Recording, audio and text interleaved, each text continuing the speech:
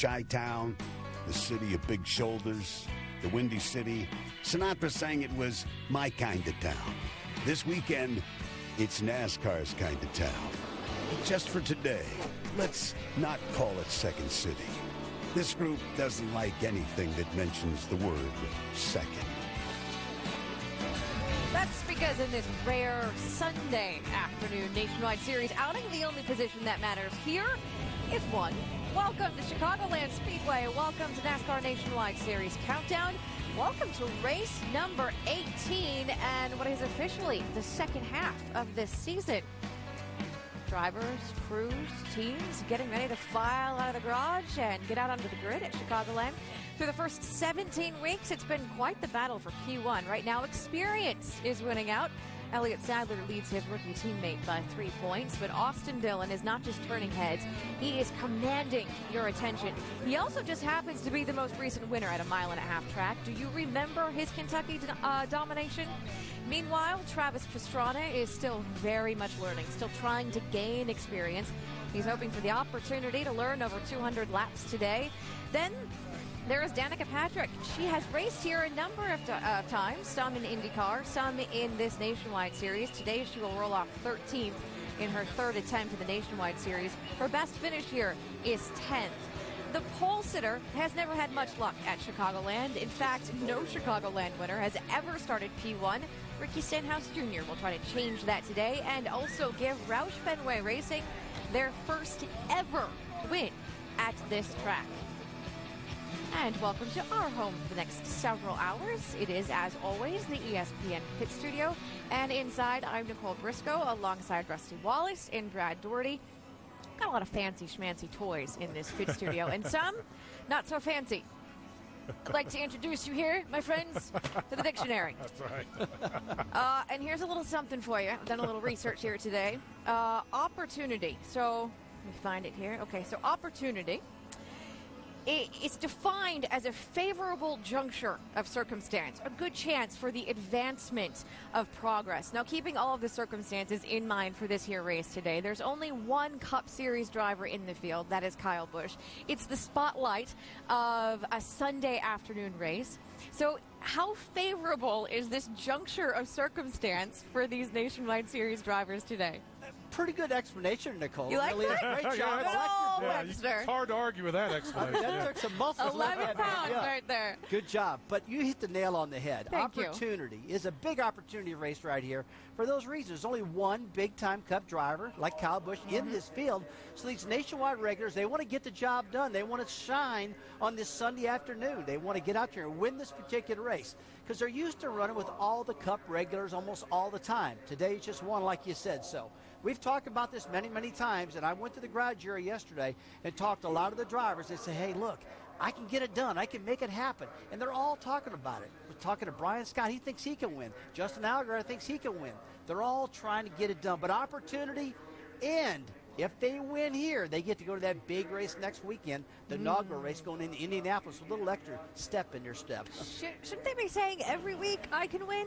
Well, they do, but they're also realistic because they know what they're competing against, Nicole and Rusty. You know, we're talking about a lot of these Cup-affiliated Nationwide teams show up week in and week out. It's very, very difficult for a team such as the 31 team, Justin Allgaier, who has no Cup affiliation, to go toe-to-toe with those guys week in and week out. But this weekend, not all those people here, gives them a great opportunity to take advantage. Let's talk about Justin Allgaier for a quick second, because it was a favorable junction of circumstances and opportunity for him 1 season ago at this very race.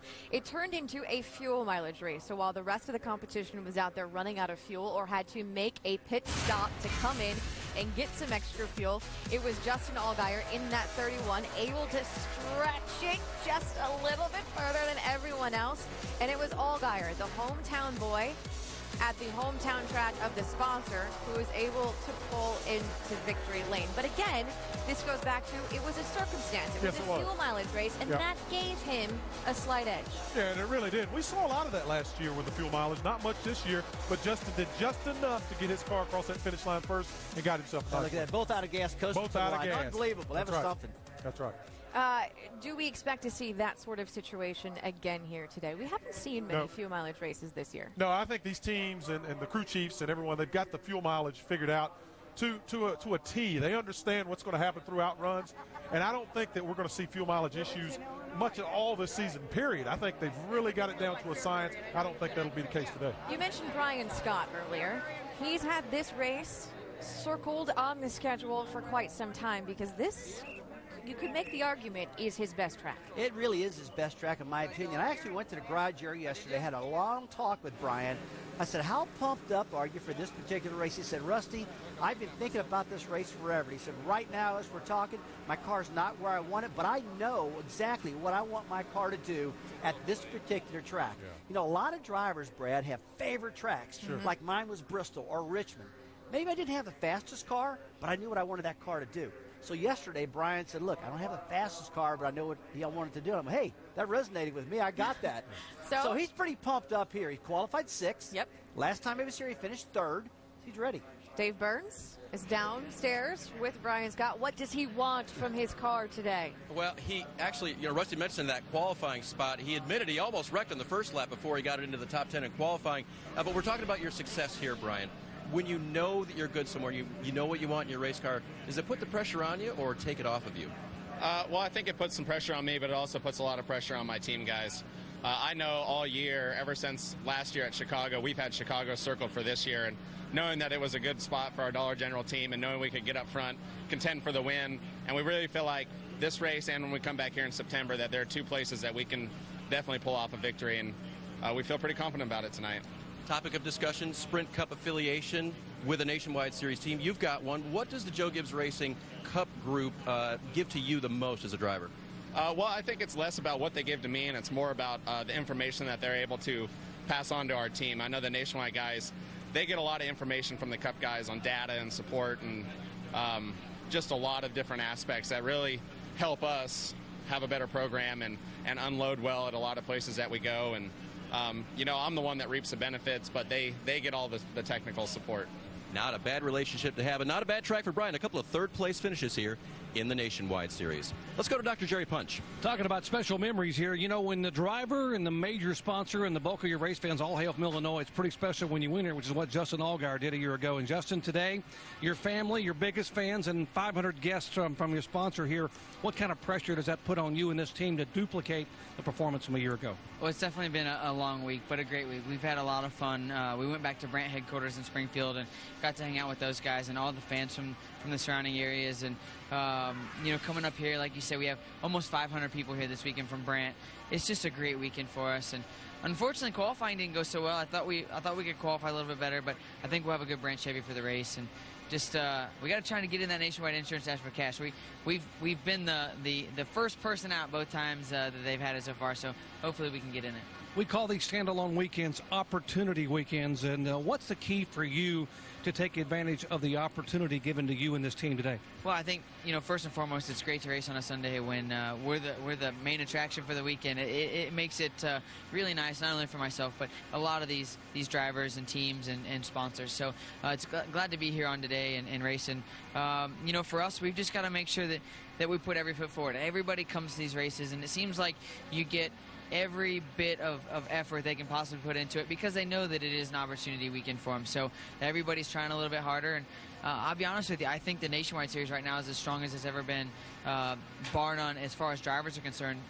And I think it's going to make it just as tough to win a race today as it would any other weekend. Hey, thanks, by the way, for being our in-race reporter today. Hopefully you'll give us an opportunity to ride along with you for another special run here at Chicagoland. Absolutely. I can't thank you guys at ESPN and STP for coming on and sponsoring the camera and just everybody that's involved in letting me be the in-race reporter. It's really cool to do that, but to do it at your home race, especially when you won the race last year, it just makes it really that much more special. If you want to pose a question to Justin Allgaier, you can log on to ESPN.com, and the key phrase is in-race reporter. Nicole? Doc, thank you very much. We talked about this topic last week at Loudon. I asked you about durability concerns at Joe Gibbs Racing because we have seen them struggle a few times this season. This is a track that could test their engine durability. Concerns? What level do we have here today? maybe 3 or 4 weeks ago I would have been concerned, Yeah. but I'm not concerned now. I talked to one of Joe Gibbs Racing's engine tuners, Roger Purcell, last week in New Hampshire. I said, what's been going wrong? He said, Rusty, we had a bad batch of valve springs, and we had some other issues. We've addressed those issues. We don't think we're going to have any more problems. So that's a great organization over there, really smart people. I believe what they're telling me. I think they got that problem. Yeah, exactly right. And I think I mentioned it last week. Lee White, president of Toyota Racing Development. What happens when you're building these valve springs is you use wire. And as a race team, if you can go out and find these huge bundles of really clean wire, you buy all of it. Well, that's what Toyota did. Well, sometimes in that wire, there's little pieces of titanium that get in there, and you really can't see it. It doesn't show up until one of those things breaks. So they had a little bit of a problem. I think they've got it figured out. You sounded really smart, right? I was going to say, he sounded smart right there. Have you been Titanium, reading I like all Webby? that. Have you been reading Webby over here? I've been reading that dictionary. Webby, the dictionary. You might stick around for the rest of the show. Hey, when we come back, as the cars start to roll out to the grid here at Chicagoland Speedway, how about this? From one Kyle to another, how the 27-year-old Kyle helped make the dreams of an 8-year-old Kyle come true with the side of Kyle Busch you may have never before seen. And the race is on for $100,000. Austin Dillon bought dinner last week because he was the Dash for Cash winner. Can he do it again this week? We'll ask him when he joins us next live from What's that Chicagoland. Chicago pizza everybody's so proud of? We need to call the delivery service. This week marks the beginning of a race within a race in the Nationwide Series. One of these 4 drivers is going to win $100,000. You'll note those cars by the blue spoilers. 2 Dash for Cash cars racing first position. Stenhouse and Dillon 6 and 3. That will be the first of the Dash for Cash cars. I'm sure Stenhouse has given everything he's got, but I think that Austin Dillon may have the better car. The Dash for Cash goes to Dillon. Woo! Good job, Austin. Great job, everybody. So Austin Dillon was the winner 1 week ago. He has a pretty good jump on that again today. He starts second. In fact, the first 3 Dash for Cash competitors are in the top 3 spots in the field today. So here's how it works. Dillon, along with the 3 top finishing Nationwide drivers from New Hampshire, will once again fight it out for $100,000. Today in the field, it's Dillon, Elliott Sadler, Ricky Stenhouse Jr., and Sam Cornish Jr. And inside the ESPN pit studio, we have found the cowboy-hatted one, Mr. Austin Dillon. Thanks so much for joining us. I talked to you earlier this week, and we talked a little bit about your early season expectations, and you said, I wanted to run for Rookie of the Year. Well, obviously, you're doing quite well in that battle at the moment, but how are your early season expectations, at least meeting up to where you actually are running right now? I think the best thing about this year is we've been able to run all the laps. I think that's the best accomplishment we've made as a team. And we went into the season, that's what we wanted to do, is gain experience each and every week, and we've been able to do that.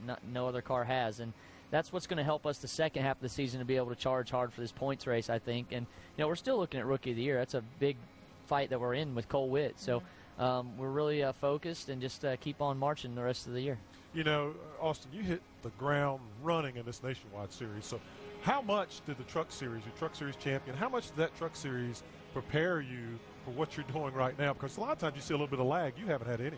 Well, the best thing is I think we took that second year in 2011 and ran again. In 2010, we had a good year, won 2 races, and we didn't push ourselves to the Nationwide Series too early. And the development that we got in 2011, winning the championship, gave me a lot of confidence. And then running a few races for Kevin Harvick last year, running well in those, it was really well. Austin, I was talking to your grandfather, Richard Childress, and I said, what has got this kid so good right off the bat? I mean, it seems to me, Austin, every time you bring that car home, there's no dents on it, no scratches, no nothing. He said something pretty interesting to me. He said, I think it was all the dirt track stuff we did. I made those kids run the dirt track racing school. I made them run dirt a lot to teach them car control, how far they could get it out. In his opinion, he thought it was pretty big. What about you? I agree. We ran super late models. That was my first, big motor I ever got in. And you're running something with 830 horsepower. When you get in these, you got more on a dirt car than you do when you get in the Nationwide car. And you run them sideways. It just really helps with car control. And then also, I'm going back still. 2 weeks ago, I ran 3 races in a week. Went from Ohio to Indiana to Kentucky, and then came home and went to New Hampshire. I think it just keeps me sharp, being able to run a few different things. And when I get in the car on Saturday, I'm really comfortable. Hey, Brad, Tony Stewart did that, too. He turned out pretty good. He bad. Yeah, he was pretty good. He's got a future, perhaps, in the sport. The last time we saw you on a 1.5-mile track, we were in Kentucky, and you not only won the race, you laid a serious beatdown on the rest of the field. could call it Kentucky domination, if you will, because of how good you were at Kentucky. What can we expect out of you today? Well, you know, we brought the same car back, but all of our cars have been really good.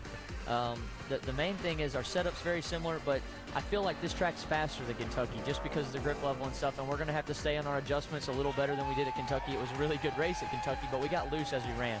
And I think we'll be just fine. You know, Gil Martin has done a good job on the race adjustments, and my engineers worked really well during the race. So I think it's going to be a good day for the Advocare Chevrolet. You know, Austin, you come, like I say, you come into this series, we expected you to do well. But, and I think you said it yourself, you've kind of exceeded your expectations up to now.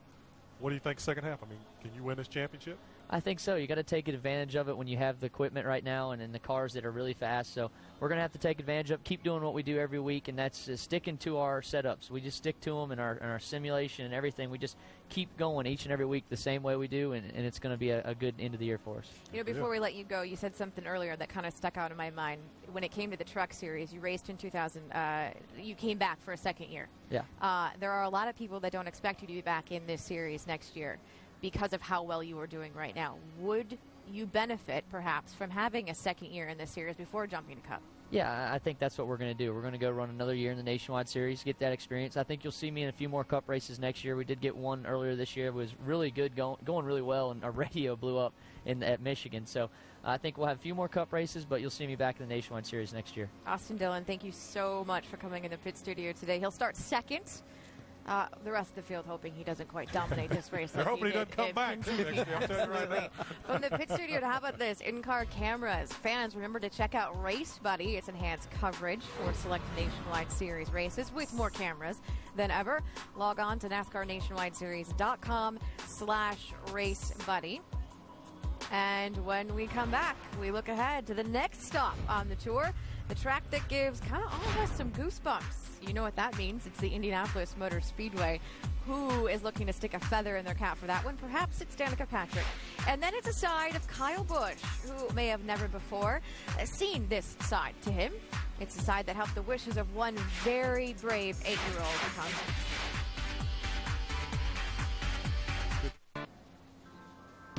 Welcome back to NASCAR Countdown. Quite the view from Lake Michigan, the Windy City, Chicago, just to the northeast of where we are spending our weekend.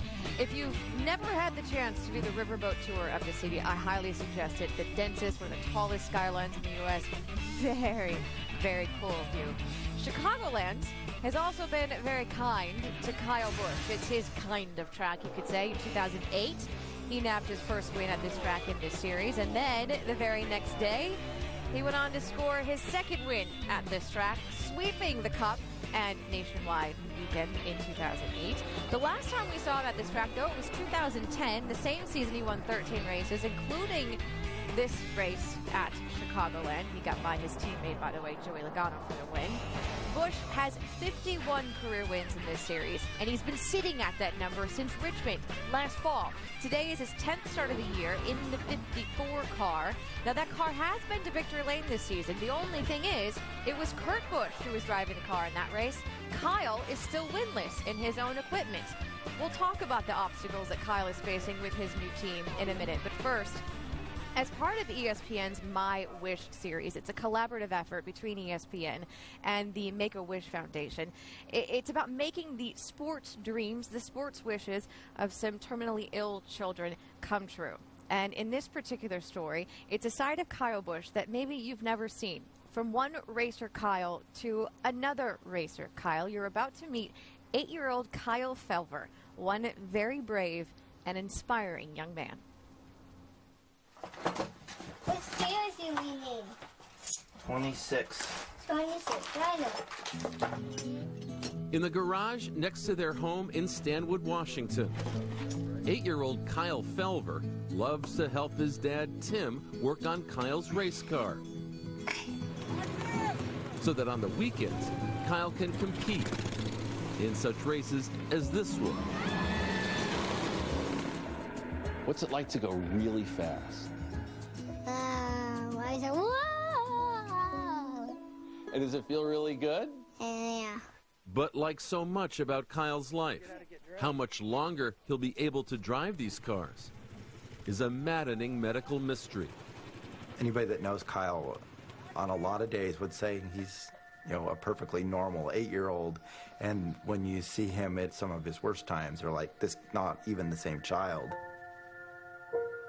Doctors say Kyle has suspected mitochondrial disease, a cellular disorder with multiple symptoms. He's endured seizures, wears braces on his feet. He's suffered deterioration of his brain and muscle function. 2010 to 2011 were pretty hard medically on Kyle. He lost about 40% of his muscle neurological function compared to where he was. My little boy suddenly could not stand, could not move his legs, couldn't feel him. What was it like to look at him, to know that there was something wrong with your son? Sad. Thinking that no boy should have that. Not knowing what was happening to him. Praying that he would be okay. Now, this lively and enthusiastic boy is often confined to a wheelchair.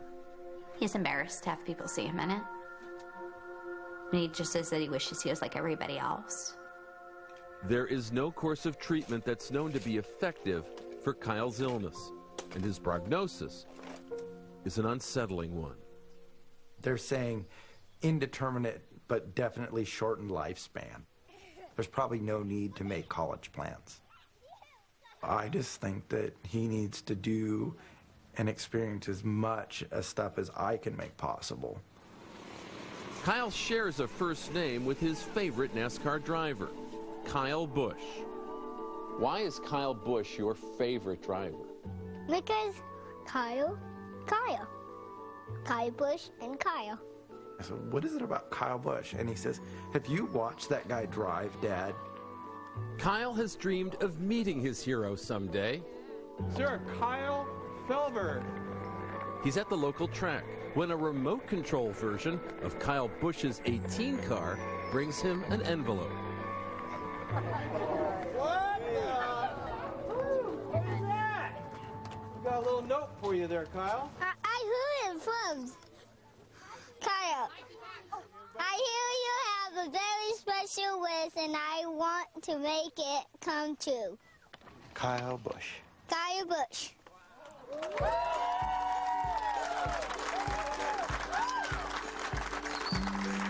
How did you feel when you heard you were going to meet Kyle Busch? Happy. Days later in Charlotte, Kyle and his sister Kaylee arrive at Kyle Busch Motorsports. They get a friendly welcome from Kyle Busch's wife Samantha before meeting the man himself. Kyle Busch. Hey, guys. Hey. What's up? Good.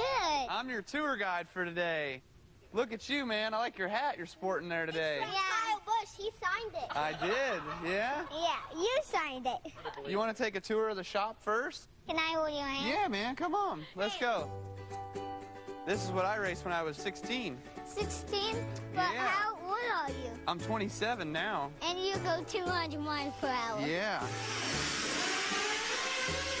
One of NASCAR's best shows Kyle how cars are built, one driver to another. All the metal comes from the racks over there. See the racks that have all the metal, the roll bars and stuff? Yeah. So they come off of that rack, and then they make them into a kit like that. And that's the car. Then the two Kyles head outside Come on. for some remote control racing action. You want to race? I'm going to crash you first. You want to crash me first? Try. That didn't take long. Back inside they go for a head-to-head video game challenge. I'm going to win. Are you? See? Oh, man. And the loser buys lunch. Next day, it's off to the racetrack. We are going to pit road. He's in the pits with Samantha for qualifying as the cars roar past. Is that awesome? That's quick. When the 18 car wins the pole, Go, Rovers! it's time for a trip to Victory Lane. As night falls, young Kyle helps out his new friends on the pit box. Hey, bud. As Kyle Busch's driver Jason Leffler competes in the trucks race. I The next day, Kyle and his family are at the Sprint All-Star Race.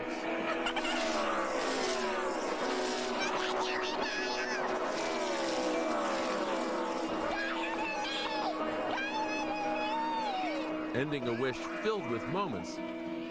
You put me over again. That make Kyle feel like a winner. Thanks to Chris Conley for that.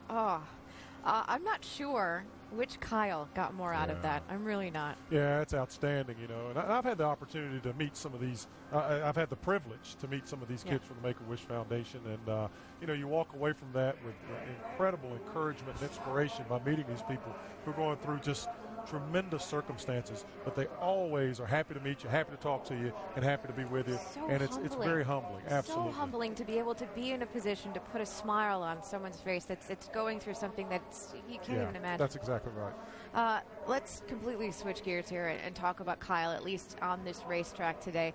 He's coming off of a weekend in New Hampshire that truly was adrenaline-filled. How do they bounce back? They could bounce back. I mean, this is a brand new team. They're having some growing pains, but the one thing I notice about this team, about every single race, they're fast. The cars run good. They got a great pit crew. They're doing good. But the growing pains. I talked to Kyle this week as he was sitting in his car. I said, hey, last weekend we had a fuel line twist, and then we had a fuel pump go. I had 2 separate problems last week, but they'll bounce back from it.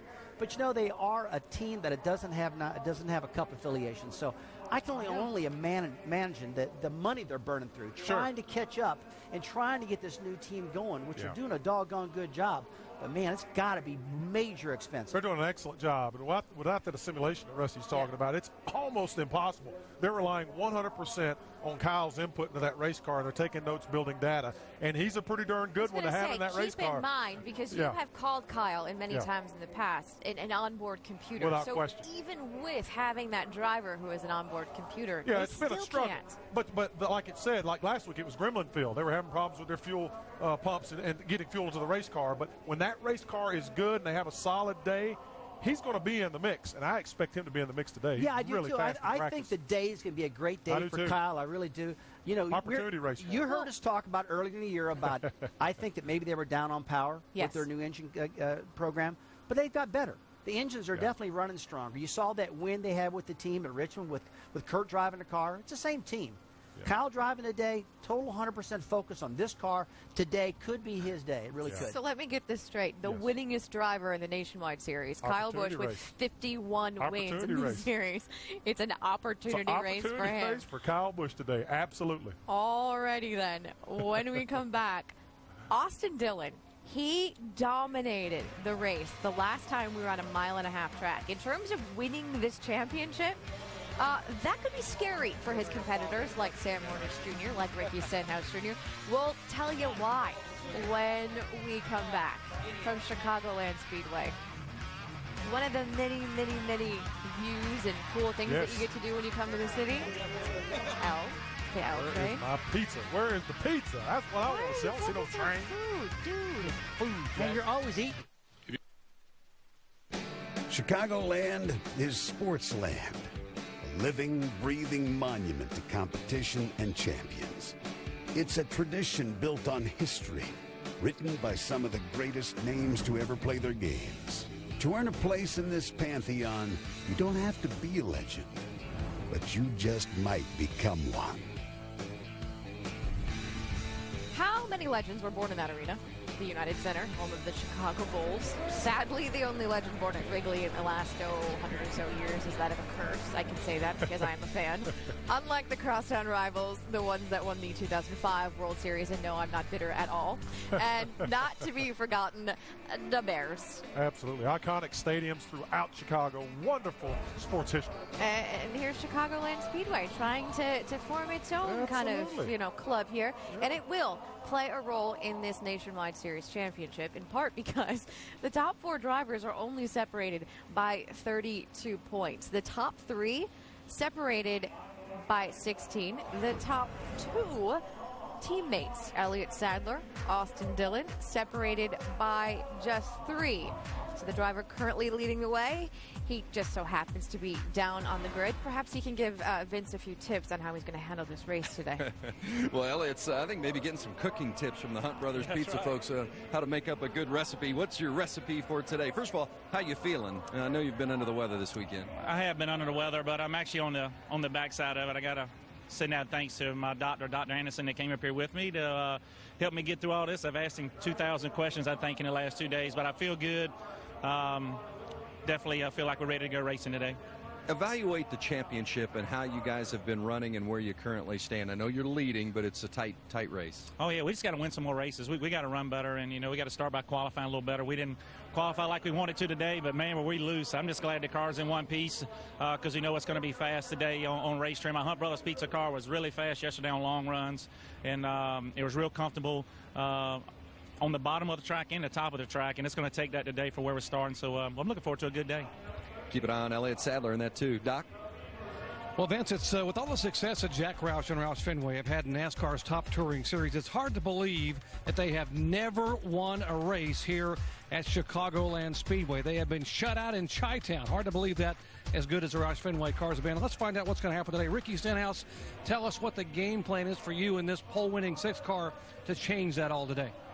I feel like our Ranchers Reserve Mustang was pretty decent in race trim in practice. We didn't do a qualifying run, and paid off for us, ended up on the pole. So we got the starting spot. I did not know that Jack has never won here, so we'll have to change that today. I think we got a really good shot at it.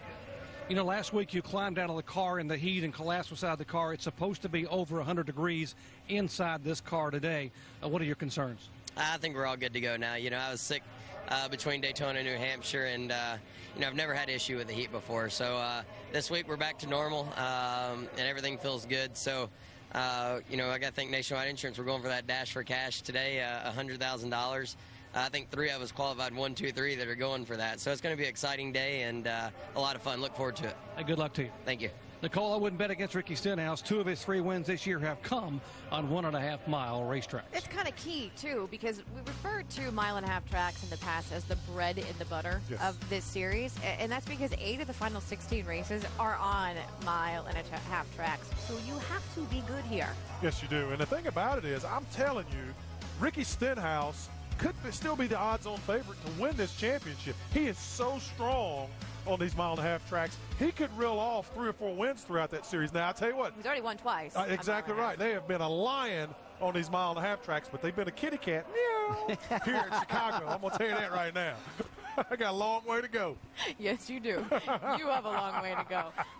If you're curious about performance, yes, Austin Dillon has 1 win. He got that win at Kentucky. Ricky Stenhouse Jr. has 2 wins. But if you look at their average finish so far this season, they're all very close to each other.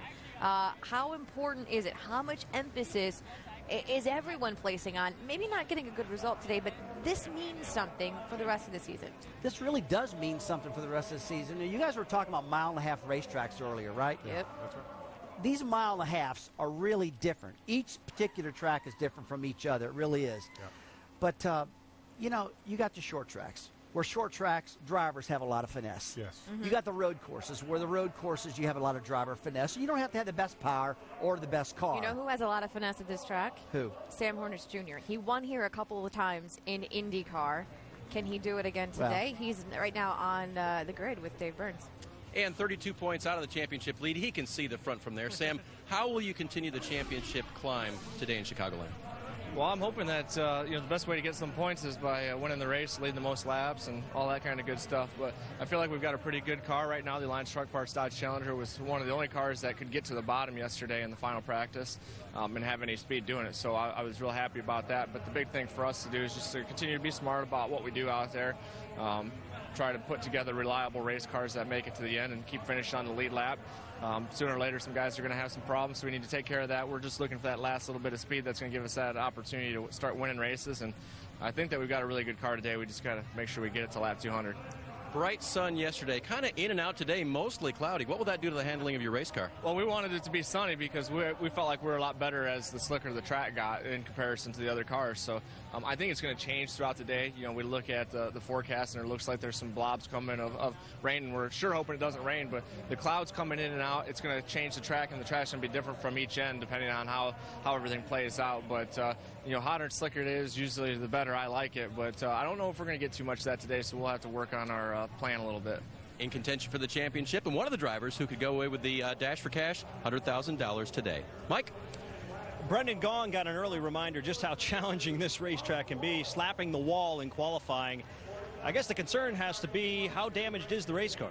It was real light one. You know, Ernie Cope and I wanted to go for the pole, and Flatfoot was the pole. So right when I got to about quarter way through the corner, I knew it was going to be real close. And at that point, if you lift, you're going to be 20th. So I kept my foot in it, never lifted, and that was still our fastest lap of record. Just scraped it. The boys in the Reams Menard Chevy were able, NASCAR allowed us just to pull some fender out and do a little bit of repair work for safety. And we're all good. We're still going to be fast. It's been a few weeks since you've been in a Nationwide Series car. Your last start, Iowa in May. How do you see the challenge today? Well, fortunately, last night we got to run the South Point Chevy, you know, at Chicagoland, and finished second, dominated the thing. So got to clear the cobwebs out, shake the rust off, and I think the Ream Menard Chevy is as good or better than last night's truck. Yep, Nicole. Brendan trying to pick up one position better than he did last night when he finished second in that truck race. He was awfully strong in his return to racing. It will be fun to watch. You know, I really like what you were saying earlier. It got me thinking. So at plate tracks, you have to be able to be really good in the draft. When it comes to the short tracks, you got to be able to be a little bit aggressive. You use your front bumper. What is it that you absolutely have to have at these mile-and-a-half tracks? What can you not compromise? Well, I like what you said earlier, because the short tracks, we were talking earlier about driver finesse. Yep.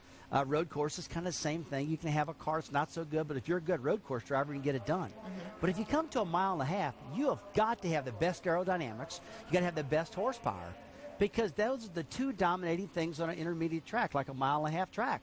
So horsepower, that's the reason you see the big teams run so good in these mile and a halves. Yeah. The little teams don't seem to run good in these tracks, because you got to have the power and you got to have aerodynamics. You can get away with not so much of that everywhere else, but not on the mile and a half. Well, and the interesting thing, too, about the mile and a half, you said, they're all different. In particular, this track. This is a very odd-shaped racetrack. Yeah, because we say the back straight. Yeah.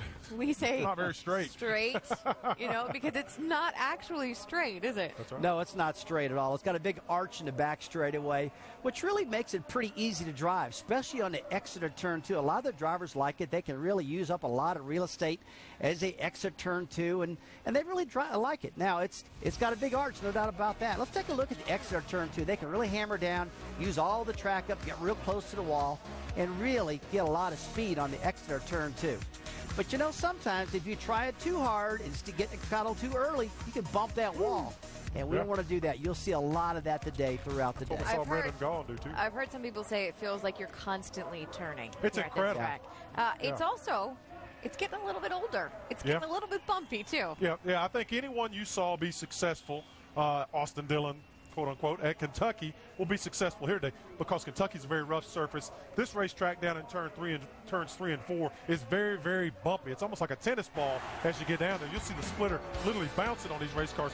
Look at Ricky Stenhouse as he goes to the bottom of the racetrack. You literally see that splitter bouncing up off the track a couple of inches, and it's very, very difficult to control the nose of that car. Danica Patrick, you look at her race car, it comes almost 2 inches up off the ground. And Rusty, as you know as a driver, when you're on that splitter, it literally feels like it's picking the wheels up off of the racetrack. Look at the splitter on this race car. Look how high it is up off the ground as she's trying to turn this car and guide this car through the corner.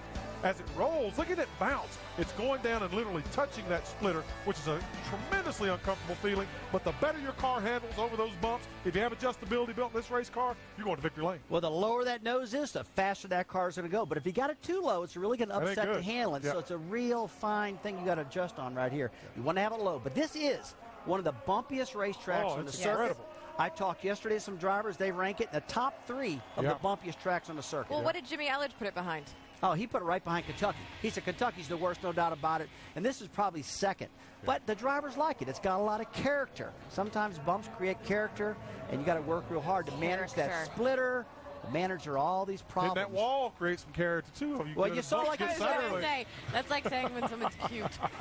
We talked about Brendan Gaughan hitting the wall qualifying, coming off of turn 2. He hits those bumps, upsets them a little bit. Yeah. You know what else? Chassis's got to be right. You know what else has character? How about this for a transition? Wrigley Field. It's got some character. Absolutely. It also creates quite a bit of heartbreak from old bitter fan over here, because those people across the town are pretty good. That would be the White Sox at U.S. Cellular. And baseball happens to be what we're talking about next, That's Bradley. what we're talking about. ESPN's coverage of Major League Baseball continues tonight. Tomorrow, first, two of the hottest bats in all of baseball. Tonight at 8, Josh Hamilton and the Rangers face off against the division rivals when they take on Mike Trout and the Angels. It's going to be a great one. Then tomorrow night, the Rangers are back, this time hosting Adrian Gonzalez and Alan Bestwick's beloved Red Sox at 8 o'clock. Sunday Night Baseball presented by my place, Taco Bell. Monday Night Baseball presented by USAA, both on ESPN. Both games available on ESPN3 and also live on WatchESPN.com and the Wasp ESPN.app. You do not talk that loud when you're just talking. You're getting pretty good at this, man. I'm telling you. Hey, when we come back from her hometown track, Chicagoland, the track that put her on the map, Indianapolis. Danica Patrick, though, isn't the only driver excited and already looking ahead to the track that's coming up next. Of course, Indy. So we, of course, know that Brad loves food. Yes. In this particular city, it does not get any better than some deep dish pizza. I don't see. They keep telling me about this pizza. Oh my goodness! After my own heart. Oh my! That looks like a meatloaf. Is that a pizza or a meatloaf? Bad breath with that pizza. That'd be awesome. I wouldn't mind at all. Stay with us. Oh, Please. work with me. Work with me. There are speedways, and then there is the Speedway, a place where racing as we know it was born and raised, where the chosen few are elevated from mere racers to living legends. It's time to go back to where it all began. It's time to go back to Indianapolis. So excited for that one. There is just one more stop on the Nationwide Series schedule before we find ourselves at one of the most iconic racetracks the world over. But first, one of the most recognizable cities and my favorite street, good old Michigan Avenue. About 50 miles to the southwest of that, shall we say a little-known shopping district? Yes, Michigan Avenue? Little known. You find Chicagoland Speedway. And this afternoon, these drivers will run 200 laps around this 1.5-mile track. That is the immediate focus. But with what is coming up next, you can't blame them for looking ahead just a little bit.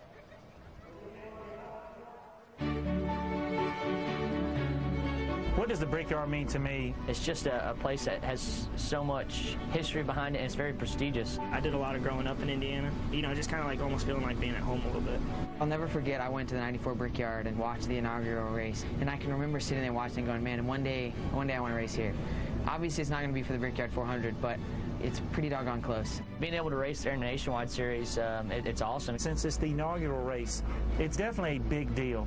Everybody's looking at it going, man, that would be a really nice feather in your hat to say, hey, we won the inaugural Brickyard race. Forget about winning. When you first went, just from testing, you wanted to be the first driver on the track. That's how much that track means to drivers. It does. I mean, this track is such an iconic racetrack. I mean, I was down in the garage area yesterday, Nicole, talking to all the drivers. They're here at Chicago racing, but they're talking about Indianapolis next week. Right. They don't know what to expect either. They don't know how their cars are going to handle, how the engines are going to run there, but they're all excited about going to that track. You know why? Because if you win there, it's like a shot heard around the world. Everybody knows you won at the Brickyard. It gets a lot of media attention, and it is their Daytona 500. It's a big, big race for these nationwide guys. Any kind of success in Indianapolis, any kind. Yeah. It's just, Yeah, without question. And same for me, talking to a lot of guys about the opportunity to go there and race in a Nationwide Series car. Just like Rusty said, it's going to be interesting to watch how these guys prepare, these teams prepare, and gals at Danica prepare for this race, because it's going to be a very, very difficult time to understand and realize what your chassis is capable of doing at this very flat, fast racetrack. It's going to be fun to watch and fun to cover, but it's going to be a great experience for these young drivers. It's also going to be a bit challenging because they're here today racing on Sunday. They have to get the haulers and the transporters to Indianapolis on Wednesday to be on track on Thursday. That is a quick, challenging schedule. It doesn't matter. It doesn't matter. They're going to Indy. It doesn't matter if we were racing there tomorrow. I guarantee you, every one of them It's will be fun there. for them. Yeah. They've been practicing this. They know what to do. They've got their transporters all lined up to get their Indianapolis cars ready to go and get these Chicago cars pulled off the trucks. And I've been through this situation before where you're coming up to a race that you're so pumped up to go to, so it's not a nuisance for them. Yeah, it might seem like it's a short turnaround, but, man, they want to get there so bad, and they're so pumped about it. But first things first, we're here at Chicago. It is the opportunity funny race, that you say and that, they want to 'cause get it done. I'm sitting here thinking, I've got goosebumps, actually goosebumps thinking about Indy. But we have to talk about today. And for Danica Patrick, it's kind of a hometown tour. She's from Roscoe, Illinois, which is only about an hour and a half from here. Next week, she goes to the track that pretty much put her on the map. So this has got to be a pretty good stretch for her, Mike Massaro. Yeah, I would think, as you mentioned, Indianapolis is the stage on which Danica Patrick was introduced to the entire racing world. What's it going to be like for you going back there in a stock car? I think there was definitely a feeling that when I left IndyCar, it partly was leaving Indianapolis in a way, but so it's almost, it's caught me by surprise that I'll be able to go back there again and get to experience Indianapolis in a slightly different way, but nevertheless still Indianapolis, and it's still the same famous, wonderful, amazing track that, like I said in the IndyCar days, makes heroes. Before you get there, though, you got to concentrate on Chicago. A lot of emotion here, too, I would imagine, being a hometown track. What's the point of emphasis for you in this race team today? Well, we're just trying to really improve our race speed throughout, from the beginning to the end of each run. I think that's where we're lacking the most amount of consistency. So, hopefully the car is consistent, and that's what's going to be important to get us through that. So the GoDaddy car was relatively good in practice. We didn't have quite the qualifying result we wanted, and it's a bummer because aero is important here because of how fast it is. But if you got a good car, you still go to the front, I believe. Best of luck. Thanks. Danica rolls off 13th this afternoon, Nicole. Thank you very much, guys. It's an off weekend in the Cup Series, and that's why we are racing here this afternoon on Sunday with the Nationwide Series. And we had the chance to show you a very special Make-A-Wish story with Kyle Busch a bit earlier. Look who's watching from home. Joey Logano. Wow. Yeah, these guys, they watch all the time. They're racers 24/7, but I agree with Joey Logano 100% on that comment. Very How about that? A lot of people thought old Kyle Busch was a mean old race car driver. Now he's a softie. He's a nice guy, man. It's going to be a while before I look at him Wait in till the that green flag same drops. old Wait till way. that green flag drops. And we talked about this earlier, the phrase opportunity. It's an opportunity race, 300 miles coming up from Chicagoland. So when we come back, we'll ask this question. Who is a contender? Who's a pretender? Start With thinking. all of the seat time, though, for Danica Patrick, will she be in the mix next week in Indy? Next week. I'm talking this week. Focus, my friend. The #1 tourist attraction in the city, Navy Pier, and that Ferris wheel, modeled after the very first Ferris wheel, which was built for the World Fair in 1893. And just down the road, a racetrack that opened for business in 2001. Welcome back to NASCAR Nationwide Series Countdown. This is an opportunity weekend for all of these drivers. Sunday spotlights, only one Cup driver in the field, and for 4 drivers, it's an opportunity to pad their wallets a little bit. The Dash for Cash, adding a little bit of extra spice. Shall we call this cinnamon to the race today? So it's Elliott Sadler, Austin Dillon, Ricky Stenhouse Jr., and Sam Hornish Jr. Last week, that particular race for the $100,000 was one of the best races on the track. Oh, it really was. We saw Elliott Sadler late in the race, way off pass, put 4 tires on, drive up, race himself right into that last spot with just 6 or 8 laps to go. So that was a heck of a race trying to get that $100,000, and Sadler did good. And what about Sam Hornish, man? He's been doing great this year also. We should also point out that while there are a few other drivers in the field, they are not eligible for the Dash for Cash in this race, but they should not be overlooked, including the guy who is standing by with Vince Welch. Ryan Truex, certainly one of those young drivers that we talk a lot about, it seems, from week to week. And one of the good things this week is it's back-to-back weeks in this 18 car. How much of a benefit is that for you to have a second consecutive week in the car as compared to the spotty duty? It's good. It's tough when you go somewhere like Dover and get a pole and finish second, and then you got to wait a whole month before you race again. And we were able to have a good run last weekend. I made a few mistakes on pit road that kind of got us behind a little bit, but salvaged to 10th place, brought a little momentum here. And I don't know, our Gardenbos Toyota's pretty fast. We were a little too free in qualifying, probably should have been up there a little closer to our teammate, but we should race good. You know, I'm sure it's going to be a crazy race. The truck race was wild last night. I'm sure our race will be wild. Be a lot of, you know, guys choosing different lines and things like that. So I'm just ready to get going. You're young, still relatively inexperienced, certainly for this series. What are you developing? How are you developing as a driver each week? Well, that's the biggest thing with this series is experience. You know, you see Cup guys come in, they're able to run really well and dominate and win a lot of races. And obviously, they're really good drivers in the Cup Series, but they also have a lot of experience, and that's what I'm trying to gain now. Having 7 races a year is tough, but, you know, we're doing all we can, and being able to come back to places I've gone to last year, like Chicago. I've been here twice, so it's my 3rd time. Being able to come back to places is really good for me, and it really helps me, you know, to get out and practice and just get right going. And obviously, it's a little weird being out of the car for a month or so, but having 2 weeks in a row and having as good of a team as I do and a good sponsor and everything, it all works out well for me. Ryan Truex, keep an eye on him in this 18 car tonight. Yeah, this Nicole? is the first time that Ryan Truex will start back-to-back races this season. Opportunity for him, also an opportunity, but a must-perform weekend for Parker Kligerman. He's in that 22 car for Penske Racing. We'll start close to the front in 5th. Keep in mind, we're going to see Ryan Blaney in that car a few times this year, starting in Iowa. So Kligerman out there to prove that he has the right to be in that car. We said earlier, pretenders, contenders for the race today. Who's ready? Who is ready? I think the guy I'm picking is going to be Kyle Busch. Way to go out on the limb. I went way out there. I had to think about that for a second.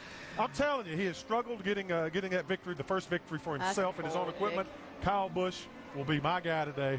It's an opportunity race for Kyle. Yeah, for me, it's got to be Brian Scott. I mean, see, I like that pick. At least I it's like different. Brian Scott. I mean, this is not another race for Brian. This is the one he's got circled.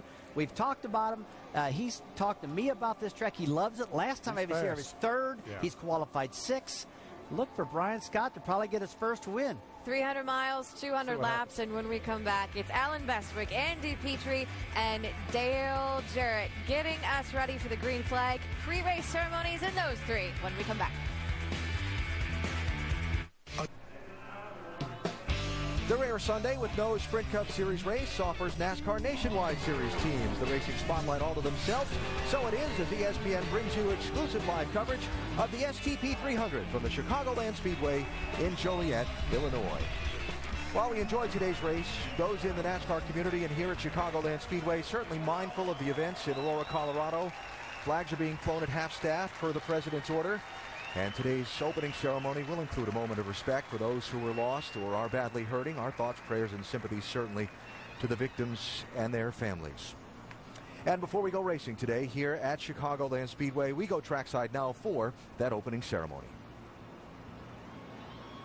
Ladies and gentlemen, at this time, we ask that you please rise and remove your hats as the Company E, 4th Reconnaissance Battalion out of Joliet, Illinois, presents our nation's colors. Ladies and gentlemen, let us please pause to observe a moment of silence as we remember the victims, their families, and all of those that were tragically affected by the recent event in Aurora, Colorado.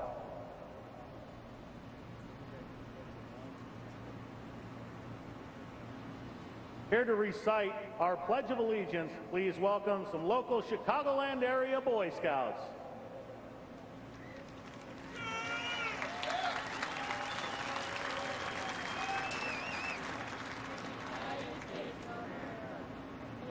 Republic for which it stands, one nation, under God, indivisible, with liberty and justice for all. Please remain standing as Glenn Spoolstra from Raceway Ministries offers today's invocation. Shall we pray? Lord, we just praise and thank you for this beautiful day that you've given us. But Lord, we thank you for this great, phenomenal country that you've given us and all the men and women that here have been represented as well as around the world that are representing us and protecting us. And Lord, we also pray for the people in Colorado that were victimized. Lord, we just pray for their families. Give them solace in your word. Lord, we just pray for today's race. I just ask for a safe race. I ask for safety for the drivers, for the crews, for the fire crews, everyone involved. And Lord, most of all, we just praise and thank you for who you are, for your salvation that we can have through Jesus, your Son, in whose name we pray. Amen. Here to perform our national anthem, please welcome the $1 Million Quartet. Oh, say, can you see by the dawn's early light what so proudly we hailed at the twilight's last gleaming, whose broad stripes and bright stars through the perilous fight o'er the ramparts we watched were so gallantly streaming, and the rockets red flares, bombs bursting gave proof through the night that our flag was still there. Oh, say does that star-spangled banner yet wave o'er the land of the free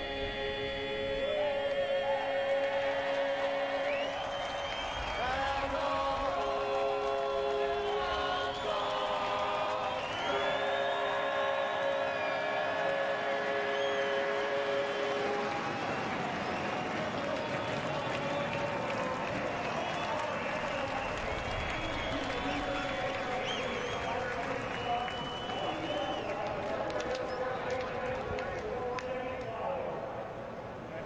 Let's go party.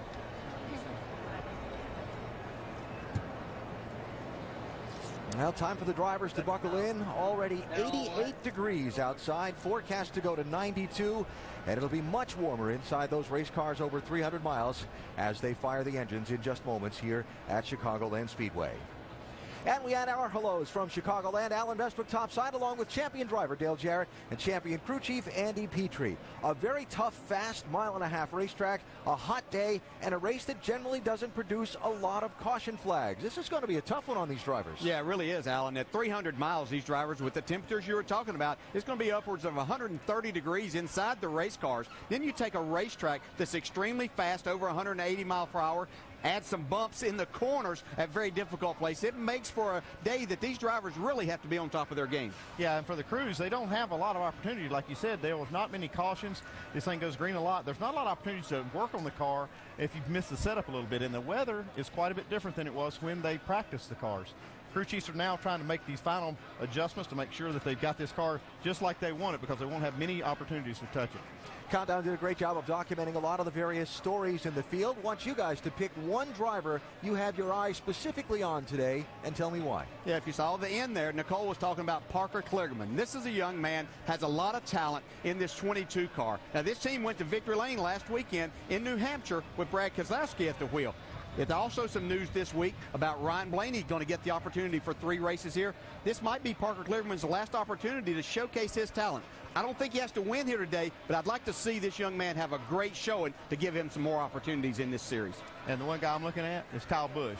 Do I need to tell you why? I mean, this is a guy that's won so many of these things. I know he's had a tough season as far as him driving this car, but this team is maturing, and it's getting to the point where they are really antsy for him to get a win in this thing. This is a great opportunity for him. He's the only Cup driver in the field. Mile-and-a-half racetrack, Kyle Busch is the man. A lot of great stories in this field, and always that element of unpredictability as well. Remember this race last year? The top 2 ran out of gas, half a lap for the checkers. One coasted to the finish faster than the others, and that was the difference in the win. STP 300 at Chicago is brought to you by STP. Get the most out of your engine. Nationwide Insurance. Call now to get a quote. And Sleep In. Dream better here. Book now at sleepin.com. Chicago is the city of nicknames. Chi-Town, the city of big shoulders, the Windy City. Sinatra sang it was my kind of town. This weekend, it's NASCAR's kind of town. But just for today, let's not call it Second City. This group doesn't like anything that mentions the word second. Name of the game, be first to the finish at the end of 300 miles today in the STP 300, the NASCAR Nationwide Series at Chicagoland Speedway. Drivers buckled in, down trackside now for the command to get it going. And now for the most famous words in motorsports, please welcome STP VIP customer Circle K, Jack Wolin. Drivers, start your engines!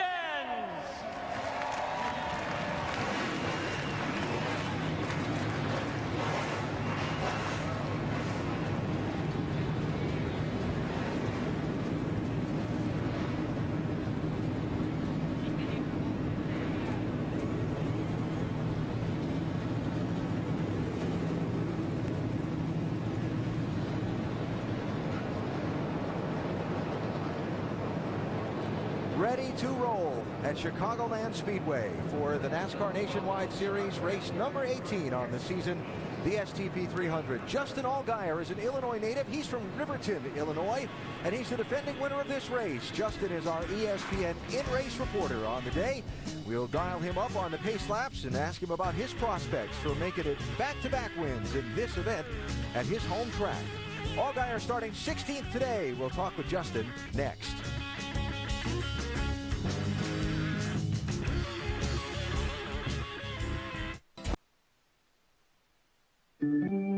Racers like to say pressure never changes, that they feel the same desperation to win on every lap. But truthfully, sometimes there is more pressure. Like when preseason expectations haven't been met and you're racing in front of the home state crowd. Isn't that right, Mr. Allgaier?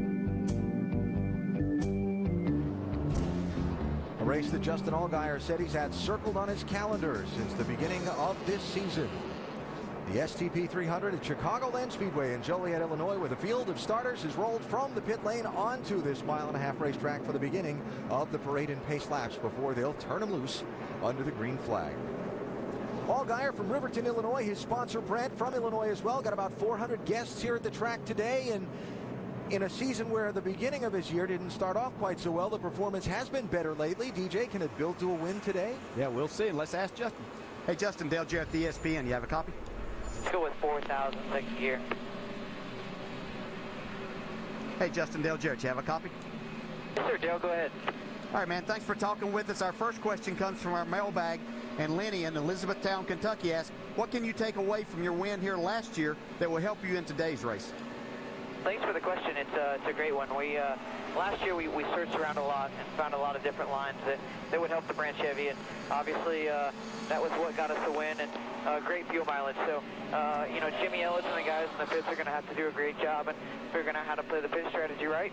We're going to have to keep searching around out here, and hopefully we can get this Branch Chevy back in victory lane. But I got to say thanks to STP for coming on board, taking care of the camera, and thank you guys for letting me be the in-race reporter. It's going to be a lot of fun today.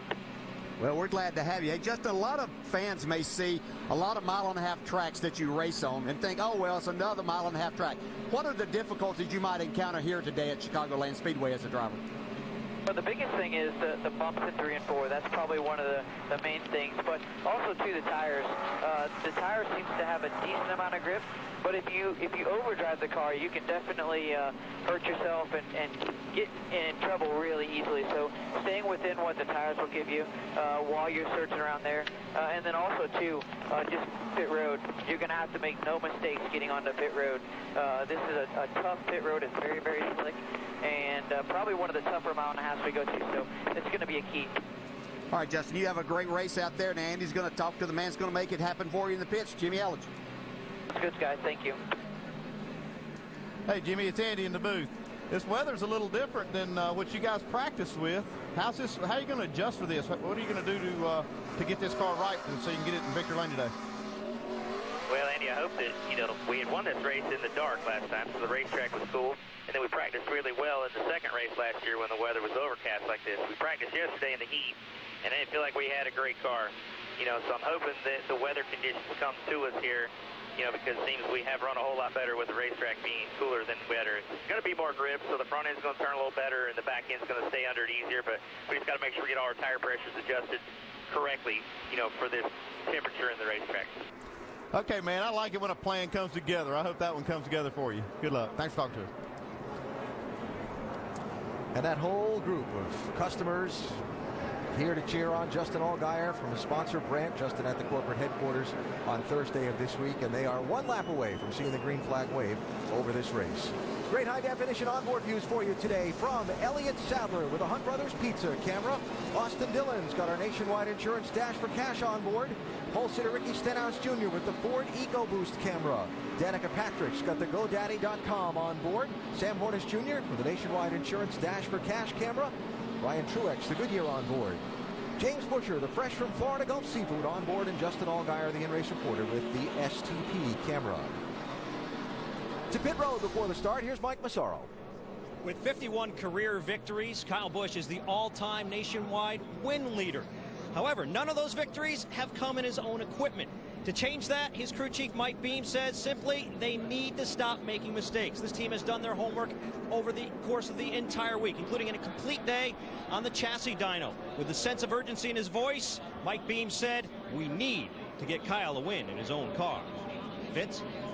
If Ryan Truex is to get his first Nationwide Series win today, he and crew chief Matt Lucas will have to find the sweet spot in their race car. The 18 has swung from tight to loose throughout practice sessions, and they are concerned about these changing weather conditions and how their race car is going to react. If Truex is going to get to victory lane, the communication with his crew chief will be critical today, Doc. If you believe history's a predictor of the future, then you got to believe that Ricky Stenhouse will not have a very good day today, because Roush Fenway has never won a major touring race at Chicagoland Speedway. But when you asked Ricky, he said, you know what? No, we won the pole. Today, the drought is over. We're going to victory lane. Alan Bestwick? Doc, thanks. And as pole sitter, Stenhouse has chosen the outside lane for the start of this race. 300 miles, 200-mile track, 2.5-mile track, 200 laps. Carry the one now. And a field of 43 getting ready to go with the NASCAR spotlight all to themselves on this Sunday. The Nationwide Series in the STP 300 underway.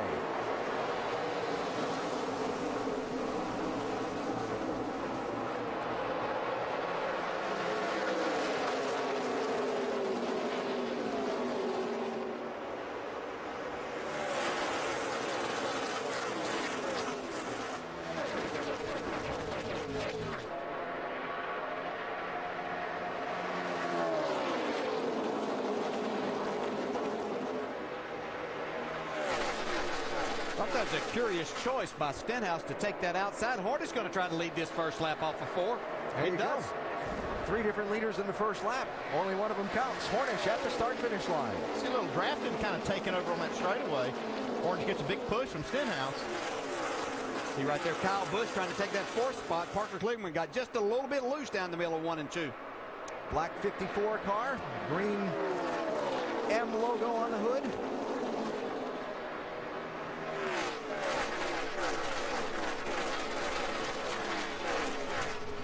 Handful there for Eric McClure in the 14. Nice save after a big wiggle there. You saw in turn 3.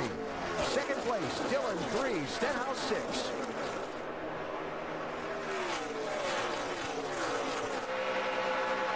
We really expected, watching yesterday's practice, that second groove where the 6-car Ricky Stenhouse is to be utilized a lot today. That was when the racetrack was a lot hotter and a lot slicker, so I think it's going to allow us to see a lot of racing just like this.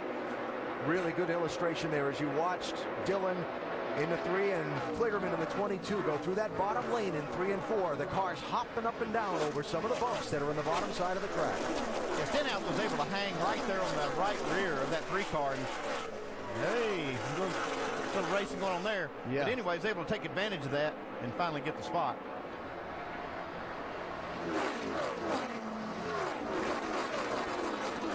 This has got to be a really tough racetrack to drive. I know you hadn't driven on in a couple years, but it really looks like a challenge. Yeah, you really have to hustle, especially these cars, and they have tapered spacers on them underneath the carburetor there that takes away a lot of the horsepower. So with that, you really have to drive them far into the corner and not be out of the gas long if you're going to make time. And those bumps that we talk about are kind of strategically placed. It's not that they were put there, but they have evolved over the years, and it makes it that much more difficult to drive these cars. A lot of fun because it's fast, but a real challenge. 33, Brendan Gaughan really had to kind of step his car up the track from the bottom side of 2. He's racing underneath Mike Bliss in 44, and that's for 8th place. Yeah, Brendan Gaughan did the same thing in qualifying, walked it all the way up to the wall, actually made contact. They didn't make really any repairs to it, so they kept their starting position. That's one of the things as a driver you really have to watch out for here is that car on the outside. You may think you have him cleared. You have to be careful when you're walking the car up that you don't cut someone off and get both of you in trouble. A couple of Illinois natives. Justin Allgaier, 31, bypassing Danica Patrick in 7. That for 13th place, while up front, after Sam Hornish has led the opening 6 laps of this race, here comes Ricky Stenhouse Jr. Yeah, I heard him say that they've gotten this team kind of back to basics and a baseline that they had used successfully this year to win races. They ventured out trying new things, and it didn't really work. Looks like it's working good today, though.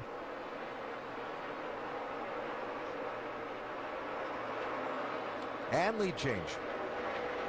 See Kyle Busch there in 4th. He's lost a little bit of time right there, especially on this lap. I was watching him out of turn 2. He had to come out of the throttle. Looks like he might have lost the front end over there and had to keep it out of the wall. Got us a little knot of traffic here. Kenny Wallace in the 09. 44, Mike Bliss. 43, Michael Annett. 31, Justin Allgaier. And just behind them, Elliott Sadler, who had a terrible qualifying lap, but is lucky he wasn't pulling out a backup car. Yeah, trying to work his way toward the front. Yeah, it was actually a great save is what it was. He should have crashed that car. He got real loose in 1 and made a kind of a good recovery for a second lap to start a little further up. 18, Ryan Truex by Brendan Gaughan. That'll be for 8th spot. We'll watch these times kind of right now as I look out the window here. I see a little more brightness out there, which means you're getting a little more sun. Probably the racetrack going to heat up. Now we're getting some rubber down too. I think this racetrack will start really getting a little more slick, less grip. See who's got the best handling car now. Elliott Sadler in that 2 started back in 15th place. He's only up to 14th. Played it a little safe to let the traffic shake out. Now trying to pick his way toward the front.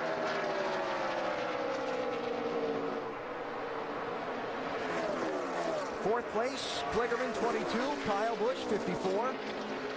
See Kyle already moving up, way up the racetrack. Oh, Stenhouse Jr. had all kind of trouble getting through turn 2. Here comes Hornish for the lead. Yeah, that's where we're going to see a lot of this action today, and a lot of it comes from back in the center of the corner, but it really escalates as they carry that speed off. Well, let's remember that the Stenhouse running second at Dover actually lost the car by himself. Almost came close to doing the same thing there. But never officially lost the lead. No, not yet. You know, that's just one of the things with this young man, though. He drives every lap with everything that race car has in it. And when you get on a place like this to where you have those bumps, then that could get him in some serious trouble at times. Yeah, but it's fun to watch a guy like that. Really loose. 10-4. See, really loose. So you can move up the track and help that looseness some. This was that stepping out. Oh, yeah, they ran completely out of the groove. And Hornish. And never lost a lead. Yeah, and Hornish got sideways just trying to dodge him right there. See that 6-car step out, and watch Hornish have to cut hard. His car get loose. Hey, you heard the engine tune change there. There comes Dillon. Second place, changing hands. Austin Dillon in the 3, moving up. Well, we've seen this a lot this year in all of these races. Andy, I know you pointed out a lot. And this young man, I'm talking about Austin Dillon in the 3. He kind of lets the racetrack, the race, everything come to him, and then he just keeps marching forward. Remember, as you see those top 3 come by, the blue spoilers on the back of the car. Nationwide Insurance Dash for Cash drivers. Highest finishing of those 4 drivers. These 3 plus Elliott Sadler today. Highest finisher wins $100,000. And back to this battle. Like Kyle Busch now getting the better of Parker Kligerman. It's gone back and forth about 3 times in the last 5 laps between these 2.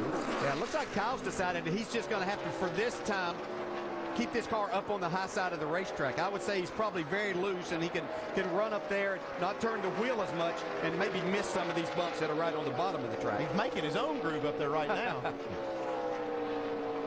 Stenhouse is up there too.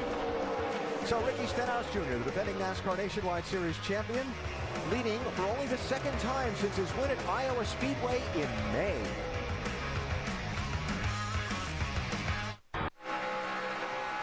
riding with the race leader, Ricky Stenhouse Jr. And a check of the rearview mirror early in the STP 300 at Chicagoland Speedway. NASCAR Nationwide Series running on this Sunday.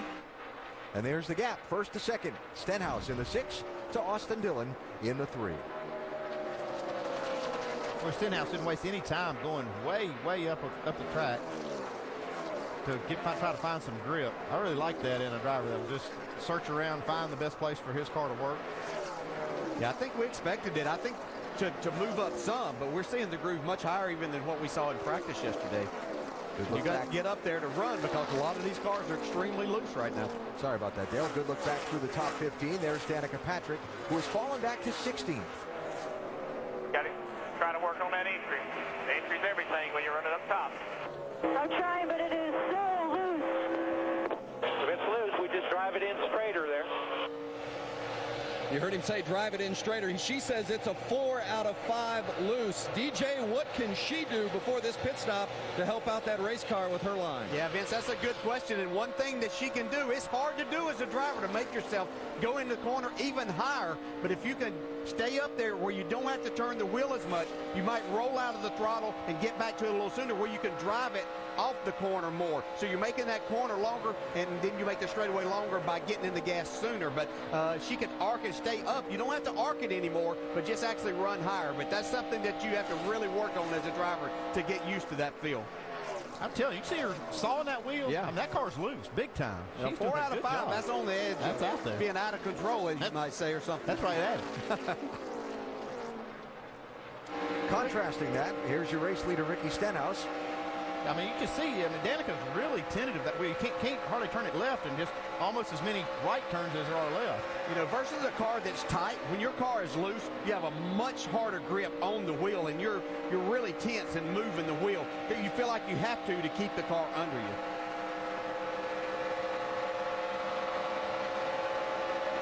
I love the days when the drivers wear the clear shields and you could see the eyes as he's checking that rear view mirror. And yeah, you can see right there. See, Danica turning the wheel right a lot, and Stenhouse pretty smooth, kind of a little tug on the wheel. Yeah, we heard Stenhouse talk about his car being loose earlier. I believe that car's tightened up some because you watch him. I mean, that car looks like it's driving pretty sweet right now. Or he's making it look like that anyway, and he's leading. 09 is Kenny Wallace, 33 is Brendan Gaughan, 44 is Mike Bliss. This is 11th, 12th, and 13th. They're overtaking Danny Epland in the 4 to put him a lap down.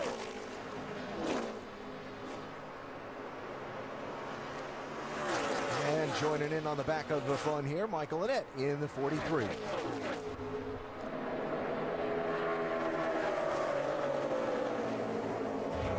Caution free so far in the early going. Ricky Stenhouse Jr. and Sam Hornish Jr., the only 2 leaders in the race so far.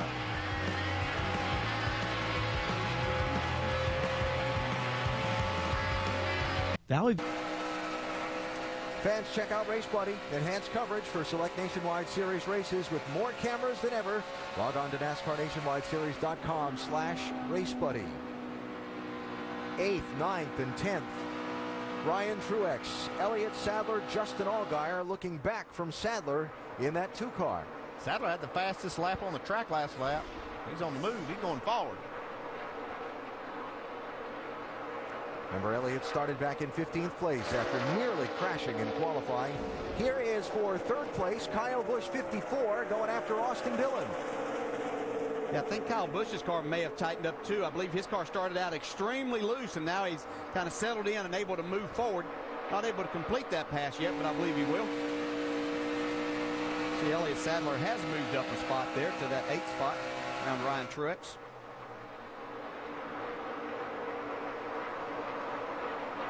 Really hard to complete that pass on the bottom.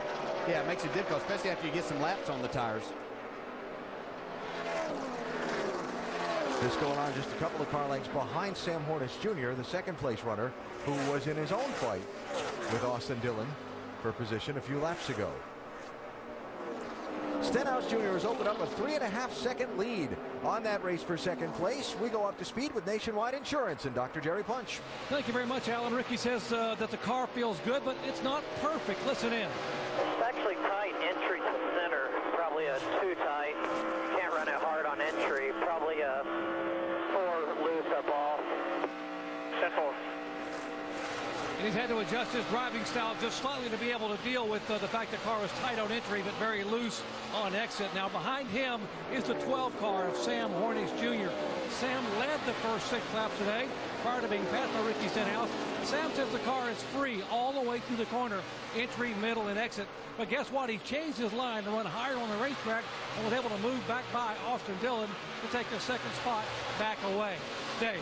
Having fun watching the blue spoilers? Well, Austin Dillon, by winning the first Dash for Cash bonus last week, is the only driver who could sweep and take home $1 million by winning the race August 4th at the Iowa Speedway. Right now, his car is a little bit tight, but what an incentive to win or to do very well today. Mike?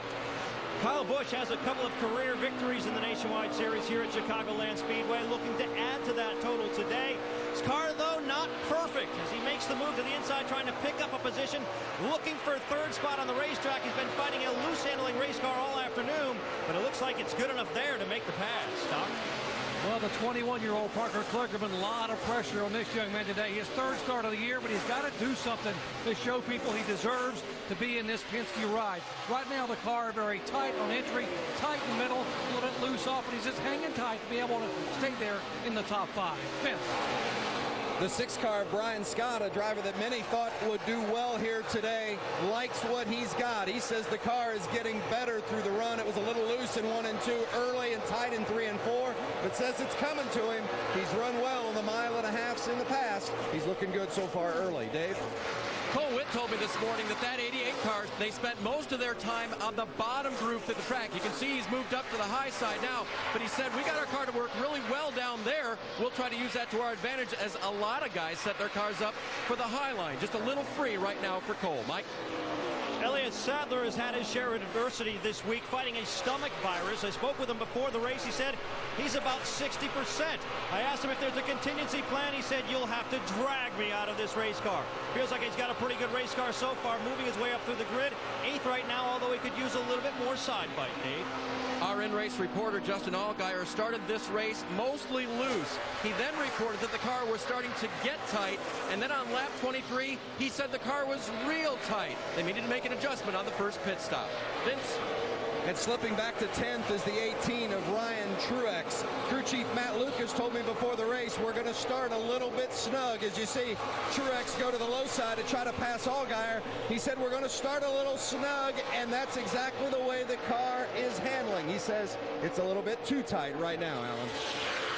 All right, Vince, so there are your top 10. There are 21 on the lead lap at the moment, caution-free to this point. And a quick side note that there are 12 drivers that have already gone to the garage, the start and park mode, early in this Chicagoland race. Quickly through the first 50 miles, Ricky Stenhouse Jr. in pursuit of another win. Out in front by 3.2 seconds.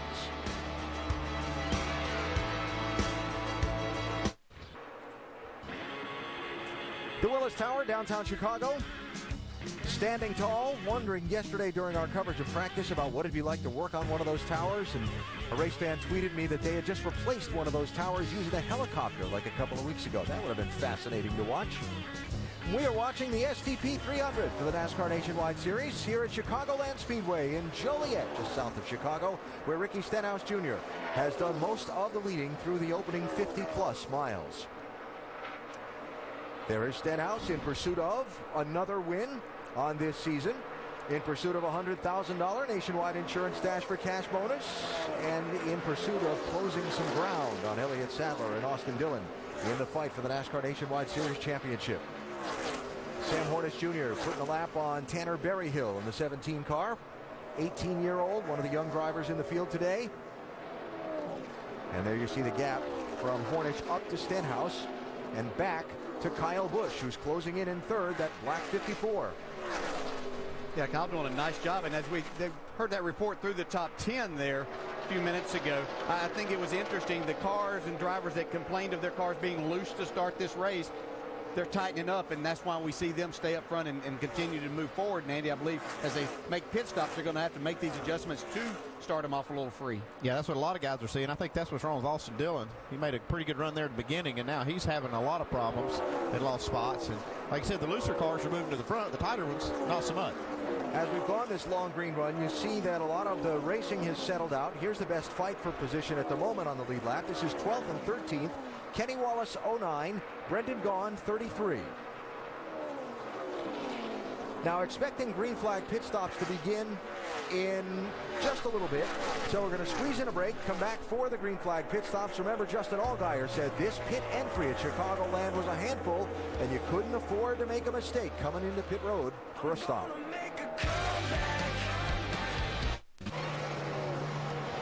Green flag pit stops have just begun for some of the leaders, Mike. Kyle Busch on pit road. The car had been just a little bit too loose. Mike Beam debating whether or not to make a track bar adjustment, electing not to do it. Just 4 tires and fuel, Doc. 4 tires for Sam Hornish. Left rear air pressure only. The car had been free all the way through, so the car should take off better. Hornish away. Here comes the 6th car, your leader, Ricky Stenhouse. Down pit road, first pit stop of the day. Stenhouse pitting about 11 laps earlier than his fuel window. They have decided to go down on the track bar, take some air out of the right front, I should say. That'll help the car on entry. Let's go to Mike. Elliott Sadler saying he wants to help the right rear, needs a little bit more side bite there without killing the center off. They'll take 4 tires and fuel with an air pressure adjustment. The 3 of Austin Dillon's making his way down pit road. The reason he fell back to the 5th position from 2nd was because when he wants to put the gas pedal down, the car won't turn any longer. So they'll come in, make a chassis and air pressure adjustment, and 4 tires for Austin Dillon. Penalty coming for Kyle Busch. Too fast exiting the pit lane. That'll be costly. Brendan Gaughan hit the commitment cone, and we have a car slow on the apron of turn 1 that's going to bring out the caution. Looks like the 23 of Jamie Dick has stalled on the apron of turn 1. There's that scattered commitment cone. I think that on that 23 car, I think they tore something up coming off the pit road. Maybe in the drive line, something. He could not get going, couldn't accelerate. Not uncommon, right? I mean, well, no. Don't see it as much anymore. Most of these driveline components are pretty tough. All right, here's your commitment cone problem. And you can't hit it. Punt. A poor cone. Yeah.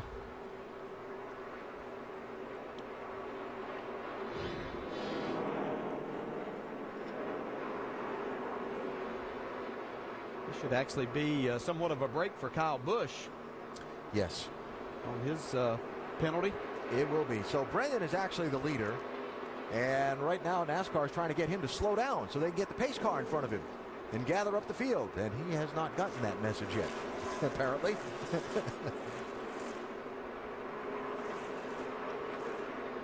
Yeah, he thought he was having to catch up after missing that commitment cone. He thought he was going to have to catch up to whoever the leader was. He didn't realize he was.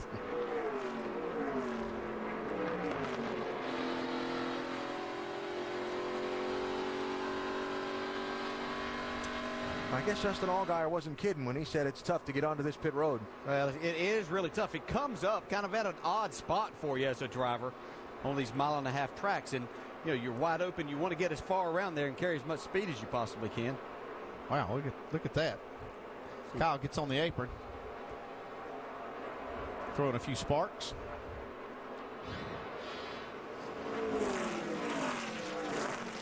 So first caution coming out at the tail end of a series of green flag pit stops when Jamie Dick in that 23 wound up stalled on the apron of turn 1. Pit road is closed here, but Brendan Gaughan may be out of options where fuel is concerned and has to come in anyway. Well, he's going to start at the rear regardless because of the commitment cone violation. Right. Actually, a break, the caution was that it came out because Brendan would have had to make a penalty pass down pit road for that. Trying to get some fuel to the pickup. He is having some fuel issues out.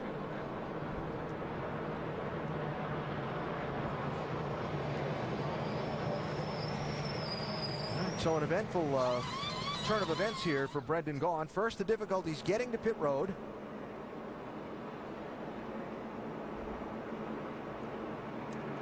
Going back out on the racetrack. Looks like he just ran up on Josh Richards there. A lot faster than he was expecting to. goes back out, goes around, and now, Doc, he has to come down pit road before it's open. Yep, he's out of gas, Alan, so he had to come in. He had to wait and get it completely full of Sunoco fuel. They put 4 tires in. And what Brendan said on the radio was on that replay a moment ago, he said, guys, either I hit the 39 in front of me or I dodged that car and hit the cone. I had 2 choices. I decided to hit the cone and not hit the car in front of me. That's what he told Ernie Cope, his crew chief. Ernie said, you did okay. Caution's out now, so we're going to be able to come in. And obviously had to come in and coast down pit road out of gas. It also looked like Eric McClure in the 14 might get a penalty, too, because he actually followed Brendan through there. I know he didn't hit the cone because it wasn't there. It was gone. Yeah. I was going to say he might have helped him because he certainly was going to hit it if it had still been there. Now the leader is Mike Bliss, that 44 car, down on the apron. Not yet made a pit stop in that cycle of green flag stops, but pit road is closed. Still closed. So can he make another lap? Run on the apron. Running on the apron, it keeps that fuel over near the pickup. The pickup's in the right rear corner of the fuel cell for obvious reasons. The car's all making left-hand turns, and that's where it puts the fuel.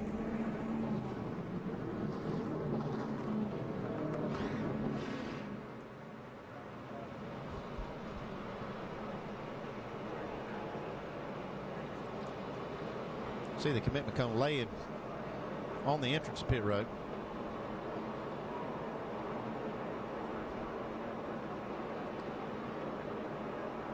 So looking at that replay, also for the benefit of NASCAR to sort out who gets the commitment line violations in that cycle of pit stops.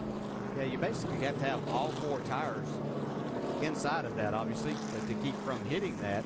And after that cone was gone, there were some cars there, too, that were literally outside of that box in that area. All right, so pit road's going to be open this time. We were talking about the difficulty of getting on this pit road, and I think I made my statement was it's in an odd place. I realize it's always off of turn 4, but it comes at you at a different angle, so it's not like I didn't understand that they're all right there. But you're running fast all the way around the corner to carry as much speed as you can, and where these drivers try to hit that, it comes at makes it most difficult to get on there and keep your car under control and at the speed you need to be. Was it that look Andy gave you that let you know you might want to clarify Both of you looked at me. I guess an odd place to me would be like in the middle of the backstretch or something. All right, Mike Bliss will give up the lead for pit stops here. The second place car, who will now become the leader, is Ricky Stenhouse. So there are going to be a bunch of people in position to take a wave around and get some ground lost on the exchange of pit stops back. Vince? The 18 of Ryan Truex is running near the back of the lead lap cars, so they came back in to top off with Sunoco fuel. Also made a track bar adjustment while they're in. Mike?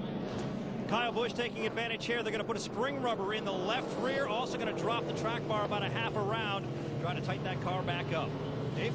Mike Bliss's guys are going to pull a couple of spring rubbers out of the left rear because Mike's car had gotten so tight. They top it off with Sunoco fuel and send the leader coming into the pits back out.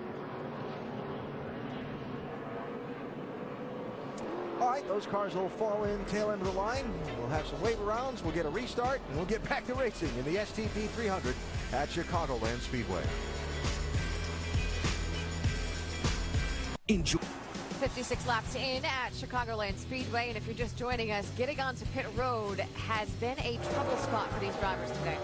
Tell you what, they've been really, it's a late entry into pit road, Nicole, and they've been really hustling. And you see Brendan Gaughan hit the cone.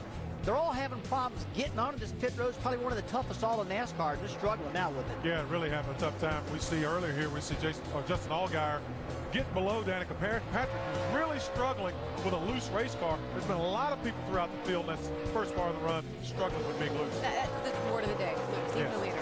Yeah, take a look at Ricky Stenhouse up there. Lost the lead for just a little bit to Sam Horns because he's slipping and sliding. And Sam almost slips and gets into him. Yeah. Still under yellow, so let's get it back upstairs to Allen for them to get ready to go back to green. A few things to catch up on, Nicole. A little bit of a housekeeping. Kyle Busch did get the speeding exiting pit road penalty on his green flag stop. They'll start at the tail end of the line because he hadn't served the penalty yet before the caution came out. Danica Patrick got the free pass at the caution. She was the first car lap down. She comes back to the lead lap, and we'll see Kenny Wallace and Brad Sweet get wave arounds to back on the lead lap in a minute. Our in-race reporter, Justin Allgaier, is up to 7th. Justin, Dale Jarrett's got a copy? Dale, go ahead. Justin, I know there was a lot of talk and concern before the race started about the changing conditions, not as much sun, but we see a much wider racetrack. What are the conditions out there right now? You know, for as overcast as it is, Dale, it's pretty slick right now. I think that's why you see a lot of guys moving up to that top lane.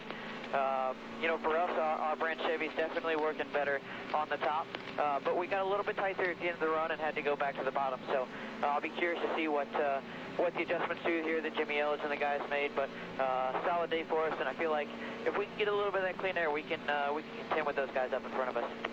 On a fast racetrack like this, Justin, is there a place that you'd rather be racing on the bottom, or do you find it kind of fun to go up to the top and make this a longer racetrack, but where you might be in the gas a little more? No, I'm a top guy. Always have been. You know, growing up racing dirt, I was always the guy up against the cushion. So, you know, this is fun for me. I like running around the outside. And the other thing is that I feel like just with this Nationwide car and the tapered spacer we have on the engine, it just really feeds itself into keeping the momentum up, and that's just what we're trying to do right now. All right, buddy. Well, good luck out there. I see a lot of those Brandt people sitting down there in the stands towards turn one. I know they're keeping an eye on you. Keep moving forward. Boy, they look good down there, don't they, in the red? Thanks again, Dale. Justin Allgaier, in-race reporter for the day, up to 7th place right now. Yeah, they all see there on the big screen. It's been a busy weekend of motorsports on the ESPN networks, and it's not done yet. Mopar Mile High NHRA Nationals Finals come up tonight at 7 o'clock Eastern over on ESPN2. Then next weekend, it's on to Indianapolis. First ever NASCAR Nationwide Series race at the Brickyard, Saturday 4 Eastern on ESPN. And next Sunday, we pick up our coverage of the NASCAR Sprint Cup Series for the entire rest of the season. Every race on the ESPN networks. The Brickyard 400 telecast presented by Golden Corral, Sunday, noon Eastern.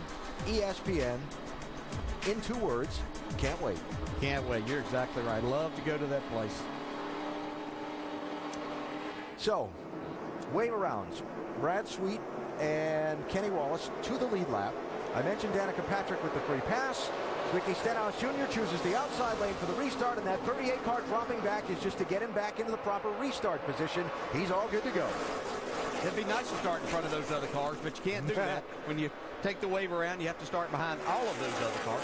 Yeah, second time on a start. Stenhouse has chosen the outside lane, and it's not worked out. Hornish to the point. That's Cole Witt in the 88 to second, and Parker Kligerman underneath Stenhouse for third. Well, the initial start of the race, that 12-car Hornish just blasted out front for a few laps. It looks like he's still got that kind of short-run speed here on the restart.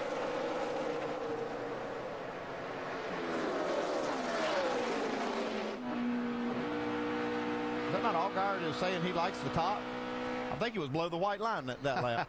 With the tires fresh, I think you have to utilize that bottom some, and I think that's where Sam Hornish is really good in doing that. Stenhouse is trying to stay up on the top. He's charging back up towards the front, but here comes Kyle Busch back there. Kyle had to start at the back of the field because of that speeding penalty, trying to work his way to the front. Kyle won here in 2010 after getting a speeding penalty. Entering and exiting pit road at lap 60. This time it was at lap, where am I here? Lap 51. So a lot of mistakes this year on that team that have kept them out of victory lane. This time it's a little mistake by the driver. They can't overcome it, though. It's early in the race.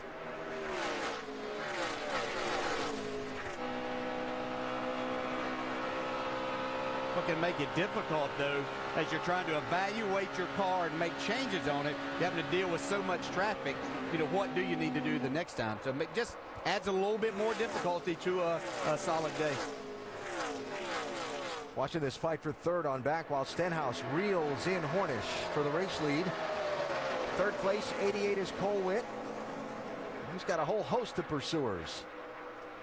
Yeah, Cole Witt ran solidly in the top 10 and throughout that first run. He fell back a little bit. Looked like his car might have got a little bit on the tight side, but everything went well on their pit stops and got themselves up towards the front, showed some muscle.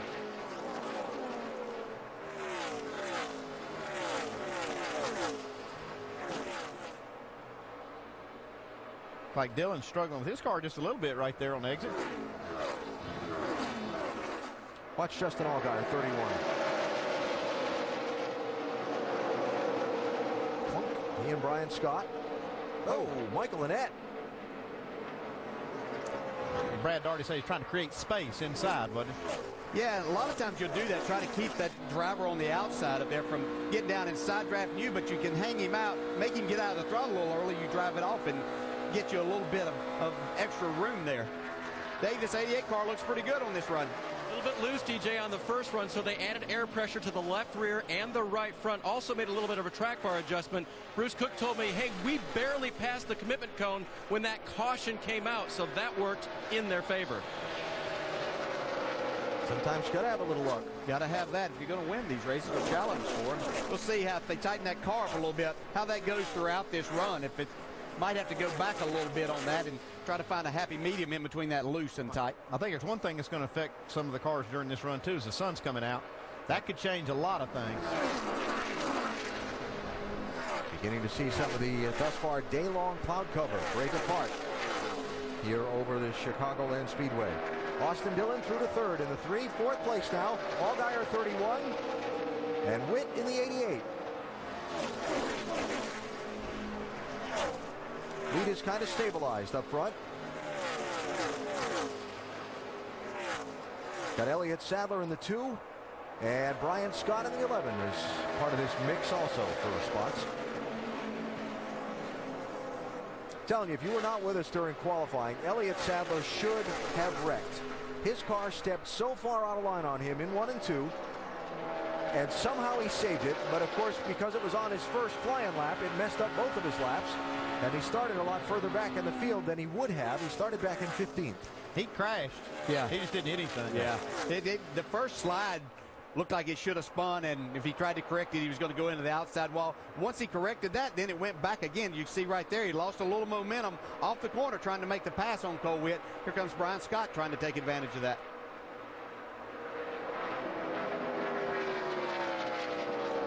Hornish able to keep the lead a little longer this run. Got the jump on Stenhouse Jr. on that last restart. He's put 0.8 of a second on him. Sam out in front at Chicagoland.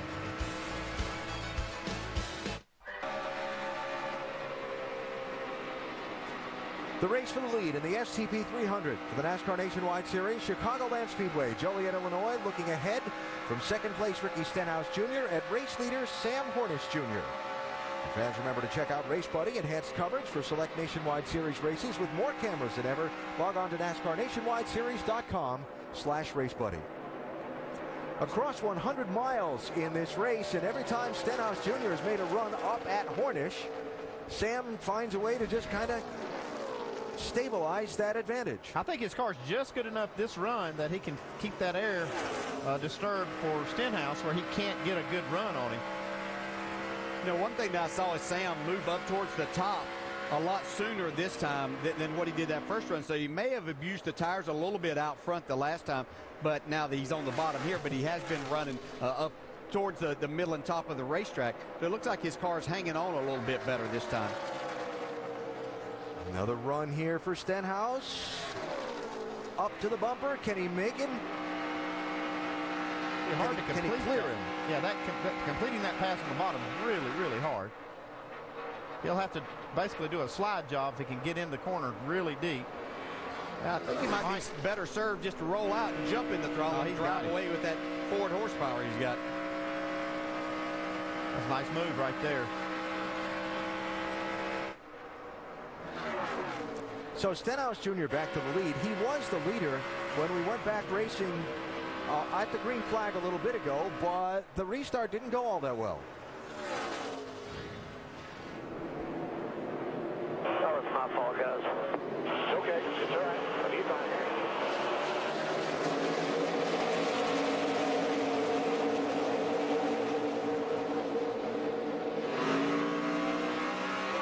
Stay in line. Stay in line. Stay up top. And all clear. Not coming out here. A little bit of a push. Just wanting to tight with you.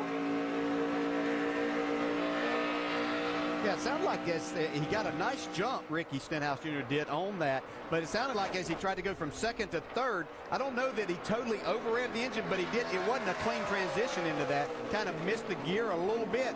Doctor, any concerns that he may have over-revved the engine? Well, absolutely. In fact, Ricky did come on the radio and made a comment just after that happened, so let's see if we can hear what he had to say.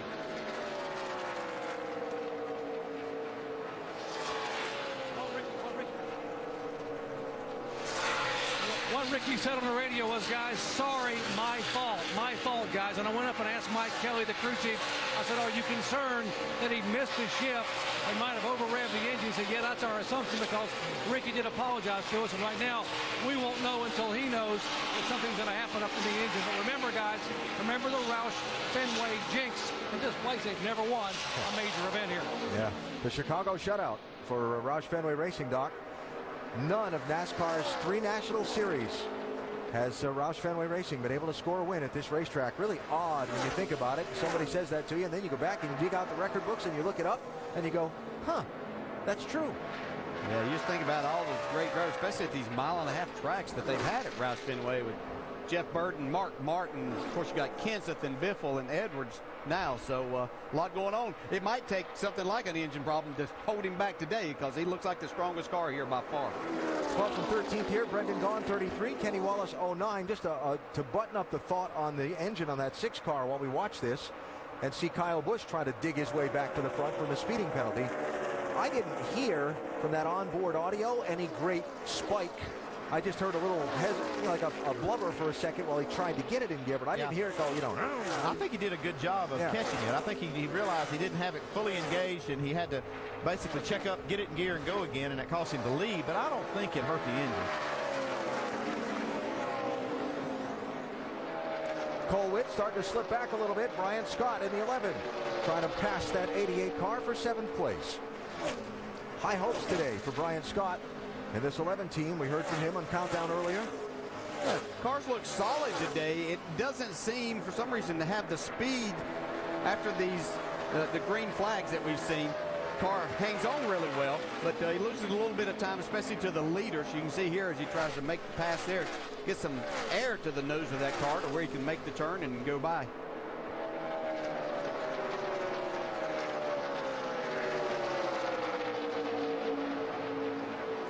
I've got a ways to go to get up to the front to contend for the win. But for Brian Scott in that 11, this has been statistically his best track in the NASCAR Nationwide Series. And still plenty of time to try and find a way to get to the front and be a factor in the outcome. Ricky Stenhouse Jr. has won 3 races already this season and started off really showing a lot of great strength in 2012. Then hit a stretch where things just didn't go well, and they didn't score the kind of finishes we expected from them. That was the right-hand column, those previous 4 races. But now look at the last 3. They got it rolling again with this 6 team back up to the average finish and the laps completed that we came to see at the beginning of the season for Stenhouse. And so thus far today, he has led 54 of the 83 laps that have been completed in the STP 300 at Chicagoland Speedway. In search of his 4th win of this season, what would be a 3rd of those 4 on a mile-and-a-half racetrack.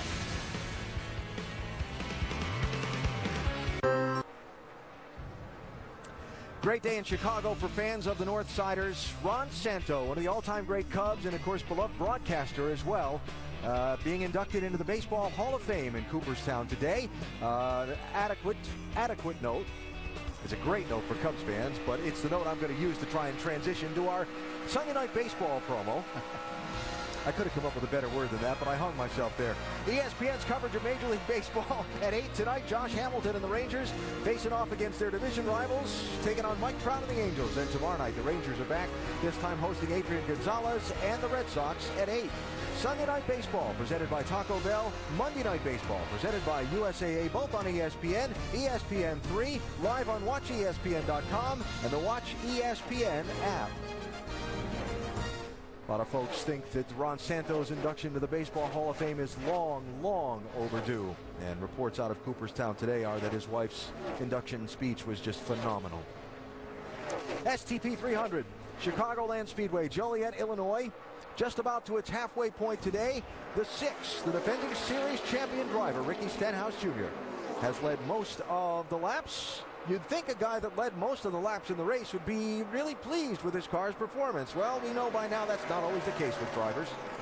Because we're getting looser and looser and looser, so we need to pay attention to the weather. It's not, I don't think it's the weather as much, Ricky, as the rubber track rubbered back up after the caution. There were so many caution laps that pulled the rubber up. Well, we started looser and now we're looser, so we're not doing something right. Well, Evidently, they're doing something right. They're leading by 3.1 seconds. Drivers are never happy with their race cars, are they? If you say everything is just fine, then they sit in there in the pit area and have snacks and things like that. So you got to keep them on the toes. Allgaier, 31. Elliott Sadler, 2. And Brian Scott, 11. Hey, Brian Scott's moving to the front now. 5th, 6th, and 7th places. Last few laps, that 11's been the fastest car on the track. Yeah, since we talked about him there before the commercial, he has made 3 passes. He's going to make it 4 probably here shortly with Justin Allgaier. Here comes Sadler back on the outside, though. Look at the run he got. There's some draft coming into play on this racetrack with these big spoilers these Nationwide cars run. Yeah, definitely. It's fun to utilize that, too. You know, you think about the draft. Most of the time we're just talking about Daytona and Talladega, but you know, when you're running 180 miles an hour here, you can use that. See, Elliott Sadler really putting it to good use. And he was actually kind of using a lap car to get that draft off of. But he's found something on the high side right there that's worked.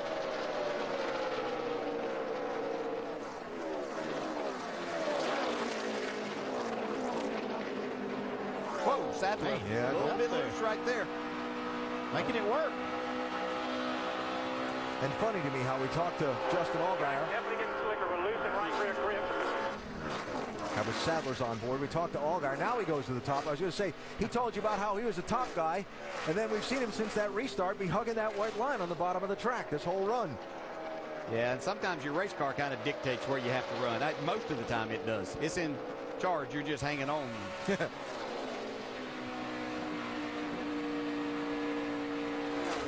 And in some cases, the traffic dictates it too. Yeah, this time, you see the 11 car forced to try to work on the bottom side to try to get by Sadler. That's the one thing I say about Brian Scott. He's able to use both, or kind of all of the racetrack. His car really is good on the bottom. If he needs to go to the middle and top, he's able to utilize that part of the track and make passes also. Talked about Chicagoland Speedway being Brian Scott's best track statistically. 3 starts, 2 top 5 finishes. And of 5 career top 5s, 2 of them here at this track, Vince, and he's showing again. But you know what's really been discouraging for these guys is they had DNFs on all 4 of the 1.5 this season, so that's the kind of bad luck that they've had. Some wrong place at the wrong time, but right now Brian Scott's got a race car underneath him. Crew Chief Kevin Kidd encouraging him, telling him he's got the fastest car on the track, but Brian responds as you see him look underneath Elliott Sadler.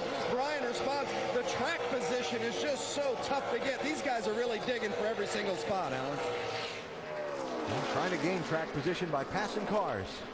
Vince and Brian Scott trying to creep toward the front. Yeah, it's not going to get any easier. I'll let him know that as he gets up there in the top 5. Those guys up front are pretty good. Yeah, he's going to have to get it the old-fashioned way to earn them. The guy that is at the very front is really good. Stenhouse Jr., since passing Sam Hornish, has moved away from him by 4.2 seconds.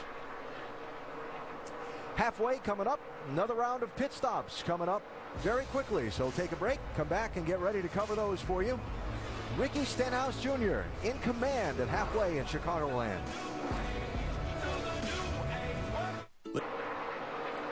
Ricky Stenhouse Jr. leading the STP 300 at Chicagoland Speedway, reminding you to go to NASCAR.com for all your latest NASCAR information. Some green flag pit stops have begun. Brad Sweet is in now, Mike.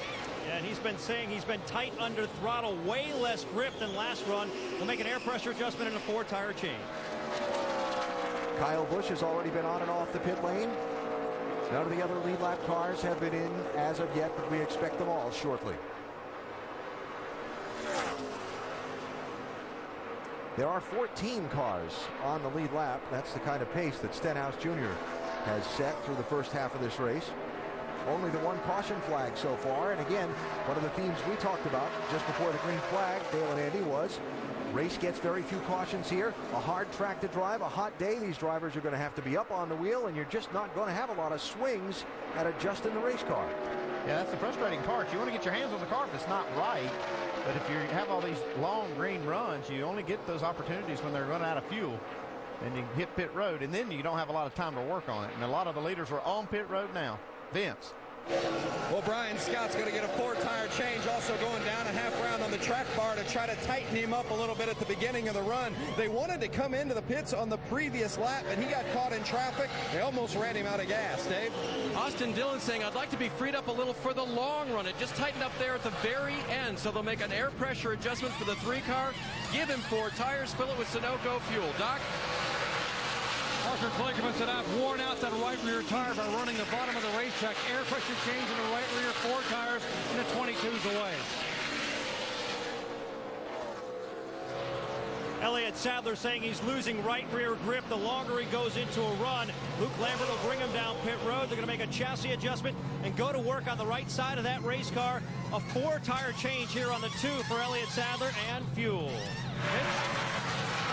The 18 of Ryan Truex is in. Truex says loose on entry is killing him right now, but he's too high up tight.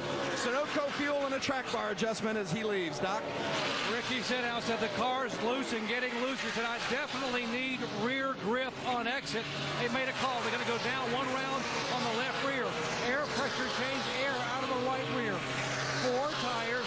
Got to get it completely full of fuel. Now that change on the left rear with the chassis. Getting left side tires off. Trying to finish a pit stop here for Stenhouse. Right behind him, the 12 car, Sam Hornish Jr. Sam said the car is perfect for 15 laps, and then it gets very, very tight. Go back on the adjustments, 4 tires. Stay. Chassis adjustment for Justin Allgaier, already complete, 4 tires and fuel. His car was a little bit tight.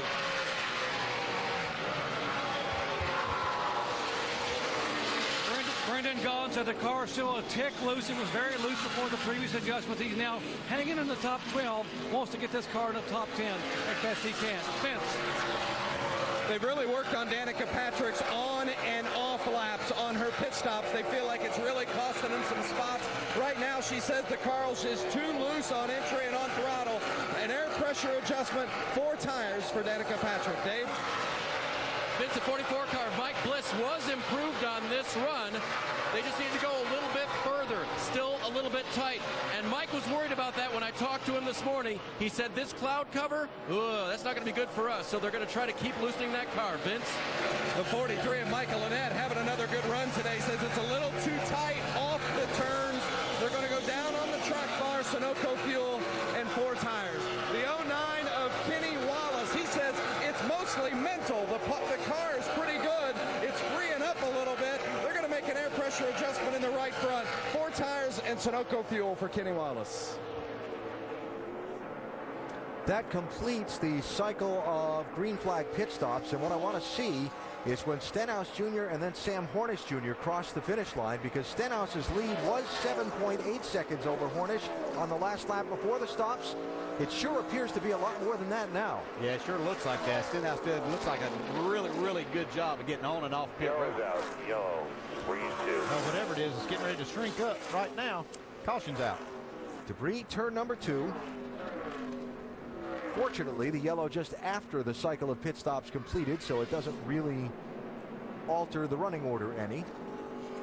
Well, we will get to see if Stenhouse is going to choose the outside again. He's chosen that twice. And what do you think? Hasn't led when he came back around. I'd just be my choice. It looked like he was going to lead last time or had a good jump until he kind of missed going into 3rd gear, but we will see. Might give that outside another go. I think I'd take the inside one time just to see maybe which one was best. Joe Nemechek gets the free pass on the caution. First car not on the lead lap. Joe in 14th place. And with all the leaders having just been on pit road under the green flag, doubt we'll see very many under this caution. So let's take a break here. Come back and get ready for the restart. Second yellow is out. Past halfway in the STP 300.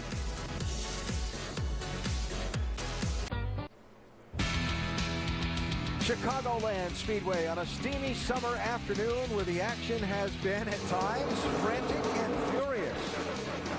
The slick conditions at this racetrack causing even the race's dominant driver to have his hands full at times. Ricky Stenhouse Jr. has been out in front. Watch the backfire on the green flag pit stop from Ryan Truex's car, catching the rear tire changer, Mark Armstrong.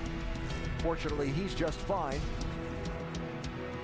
But the action has been not to make a pun out of that, but very hot at times, both on the track and on pit road. In the STP 300 Chicagoland Speedway, there's Hollywood. He's fine. We've seen that a couple of different times this season. And, boy, that's scary, isn't it? Yeah, it is. That's not a good thing. And I've changed rear tires before. That exhaust, even when it doesn't backfire, it's still a lot to deal with back there. Just 3 cars pitting under this caution. Brendan Gaughan, Travis Pastrana, and Kyle Busch, Mike, who since that speeding penalty on that first cycle of green flag stops, hasn't gotten any closer to the front. Kyle Busch. His car has been ill handling. He's been trying to rally back from that speeding penalty to no avail. Still trying to dial that race car in, which is why they just came down pit road. Do I have to wait that long for a view window? I'm f***ing wrecking. All right, pit this lap here. We need to get right here for a window. And we've heard much of that same tone over the radio over the last 30 or 40 laps, Alan. Lots of frustration from the inside of the cockpit for Kyle Busch. He had been struggling with a very loose race car. They tried to rectify it by putting a spring rubber in the left rear. He expected that to tighten the car up. It didn't happen. They still have a very loose race car and a handful so far. All right, Mike. Well, you know, when you're a driver of Kyle Busch's caliber and on these mile-and-a-half tracks, you're used to winning most of them. Having a car that you just can't get a handle on has got to be a frustrating thing. I promise you it's frustrating, you know. And Kyle used to use this Nationwide Series a lot of times when things weren't great over on the Cup side. And it's not that he's having a bad season over there, but he's sitting outside the top 10 of the Sprint Cup Series right now. And he used this to do that, and now he's had frustrations here. It just all kind of builds up. He was really hoping to come here, I think, and kind of turn things around all the way around both series. But one of the things that they have is a little disconnect in that communication. They're not able to get that car to do what Kyle needs it to do. So Kyle Busch back in 12th place as we double up for the restart. Reminder that coming up later today, the NHRA Mopar Mile High Nationals at 7 Eastern over on ESPN2 to wrap up the Motorsports Weekend coverage. Then next weekend, it's on to Indianapolis and the first ever NASCAR Nationwide Series race at the Brickyard. Saturday, 4 Eastern on ESPN. And we kick off our Sprint Cup Series coverage where we bring you every race for the rest of the season on the ESPN networks with the Brickyard 400. Telecast presented by Golden Corral. Next Sunday, starting with NASCAR Countdown at noon Eastern Time. With that wild card race, Casey Kane's win at New Hampshire last week. Really, for all those drivers to make the chase, it's about one thing, winning. That's right. Check his lineup out here, Dale. He's going to try the inside. Hey, you got to give everything a little bit of a try, especially when the outside hasn't worked as of yet. 85 to go. You have to be careful up there on the inside. It's not spinning the tires. Got away pretty clean.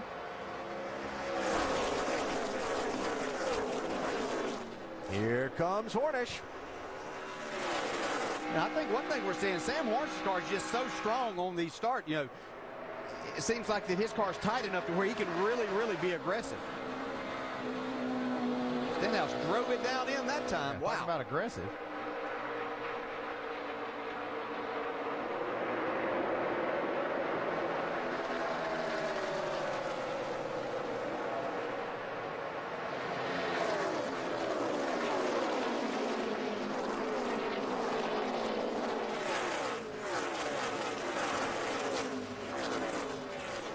Speaking of aggressive, Kyle Busch in that 54 trying to make something happen on this restart. Yeah, he's made up 3 spots already.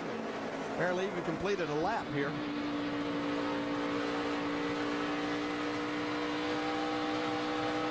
Seven car Danica Patrick trapped a lap down at the end of that cycle of the green flag pit stops.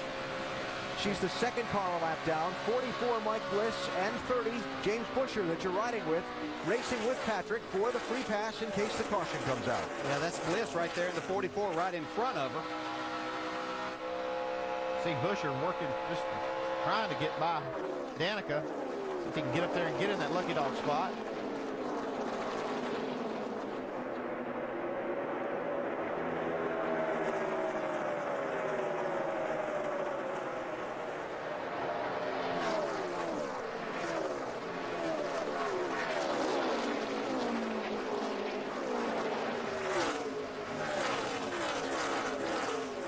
Elliott Sadler 2, Cole Winn 88, Justin Allgaier 31, 6th, 7th, and 8th. See, just up in front of them, Parker Kligerman trying to take that 4th spot back away from Brian Scott. Two young drivers having a great run here today. Kligerman used every inch of that racetrack before that safer barrier coming off the 4. Yeah, maybe a little bit of help from Brian Scott, too. They're giving him a break right now.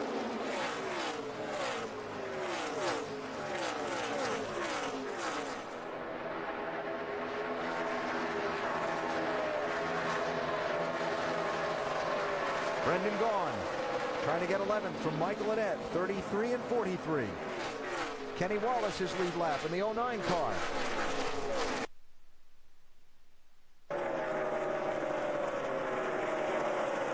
A lot of these drivers and teams said they wanted the sunshine because that's how they set their cars up yesterday. They've got a track full of sunshine right now. Let's see how that works for some of them.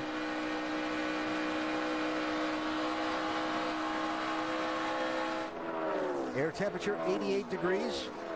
Forecast high of 92 this afternoon here in Joliet.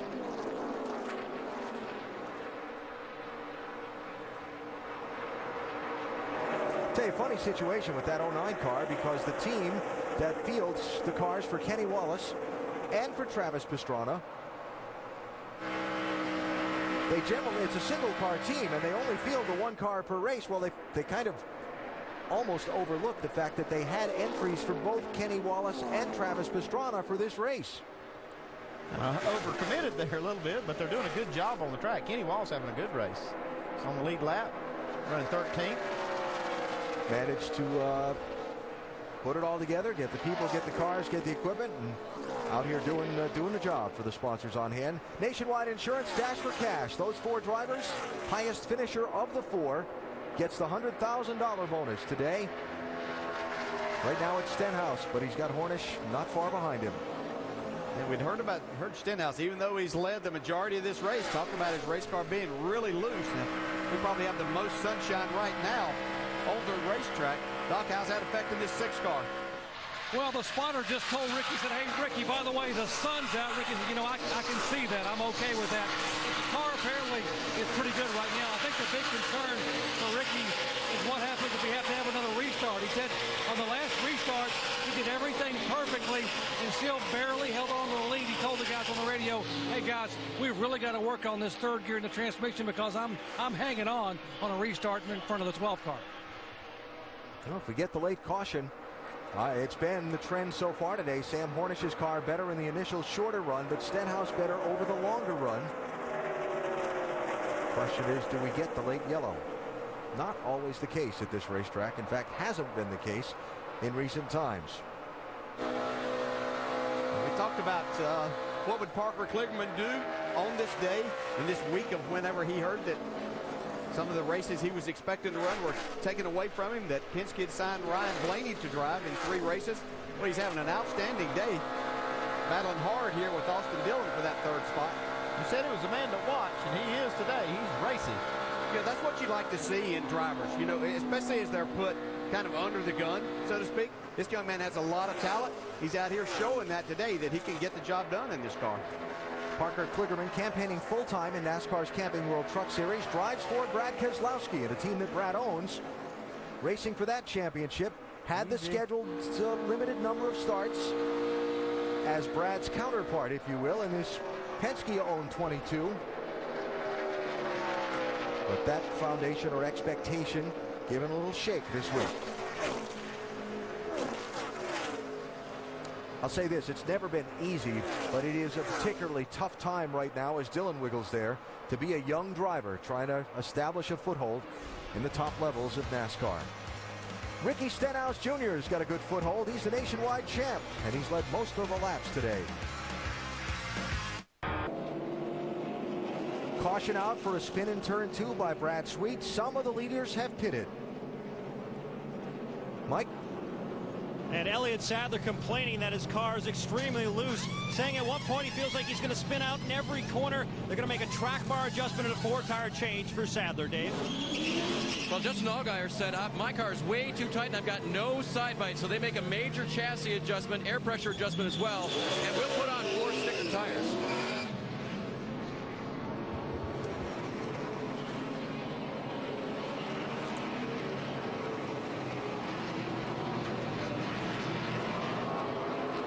There is the car involved in the spin that brought out the caution. Brad Sweet, who was running in 17th place, a lap down, a lap that he lost on that exchange of green flag pit stops, and he had trouble in turn 2.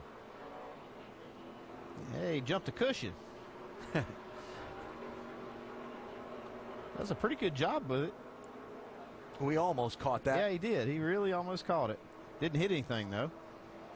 Probably all worked out for the best by this happening. Brought out the caution. He hadn't lost another lap. So now he come in and tighten it up. That's exactly right. And breathe. Yeah, that was pretty cool. Yeah, that's kind of important. Yeah.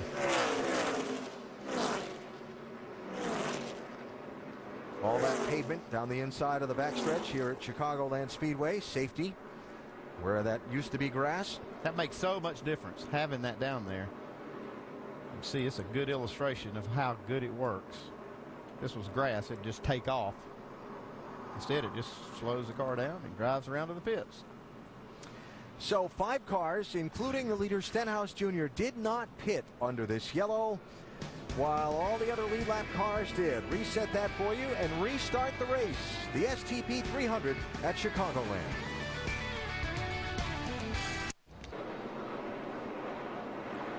Coming to the restart, there are the 5 who did not pit. Yellow car, 3rd row back, outside. Sam Hornish Jr. first off the pit lane. Brendan Gaughan speeding, entering the pits. He's at the back of the line. Mike Bliss got the free pass. He comes around to the lead lap in 15th place. 68 laps to go.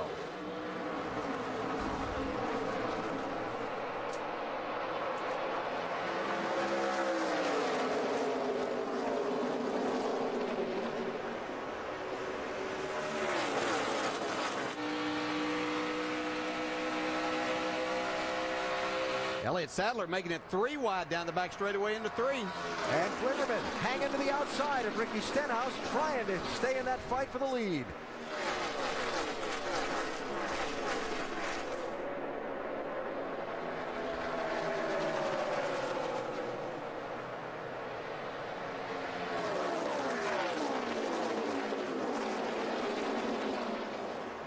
Sam Hornish has been so good on these restarts. I thought with those new tires, he might shoot up through there quickly. Looked like he might be fighting a little bit of a loose situation, though, here to start with. Sadler's the one that came charging to the front.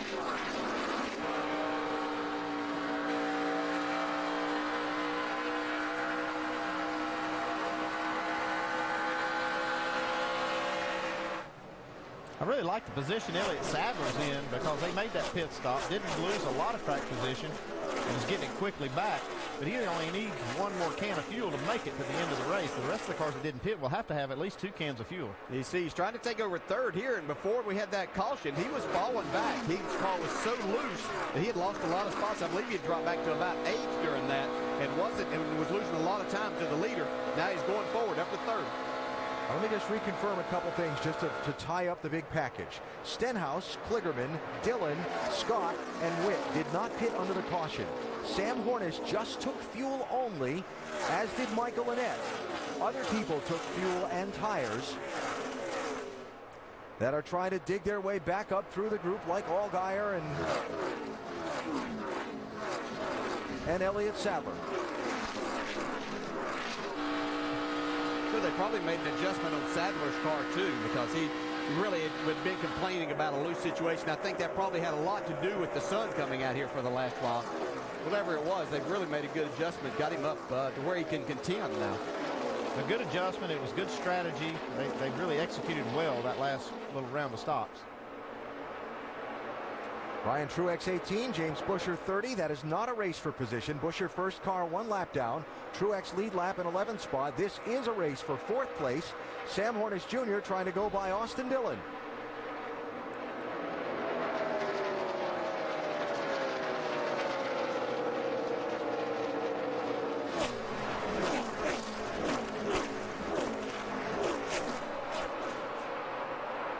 So Hornish moves away from Dillon by a car length after picking up that spot. So many things all tied up now as you get to the later end of the race. There's the strategy, there's fuel to the finish, the Dash for Cash money, the championship, because all the Dash for Cash drivers this race are the top 4 in the championship. And Elliott Sadler gaining some of these spots through this, the way some of this is played out, is protecting the damage to his championship lead that might have been caused otherwise. It certainly made a big difference to be able to get your car better towards the end of this race, because it looked like he was in danger of losing to everybody right behind him as far as some points. That race for third on back. Hornish in third, Doc. Interesting call, and you guys are all over it. What happened with the 12 car? They basically said, we're going to come in and top it off with fuel only, but we're also going to put a half around the wedge in it because the sun has come out and it will help our race car. Right now, we can't beat the 6 car, and we're getting a little fuel, maybe adding a little more grip in the back of the car. We may have a shot. Mike. And Doc, Dale Jarrett was talking about the adjustments made to Elliott Sadler's car in that last stop, as we heard, extremely loose. So they dropped the track bar to try to tighten it up. Still, though, Elliott Sadler not completely happy with the race car just yet. Says he has too much front grip and still not enough rear grip at the moment. Mike, thanks. Elliott was the one I overlooked when I counted back to that race for fourth. Sorry about that, Doc. Now, they've been struggling from the get-go about rear grip. We've heard him say, Elliott Sadler, all from the start of the race, that he's needing rear grip. So they've been working on it. They've got it better. Still, I don't think he's quite good enough to run with Ricky Stenhouse, at least on even ground. He's got better tires right now. Little double duel here. Dillon, 3, goes past Hornish, and Allgaier, 31, gets past Brian Scott.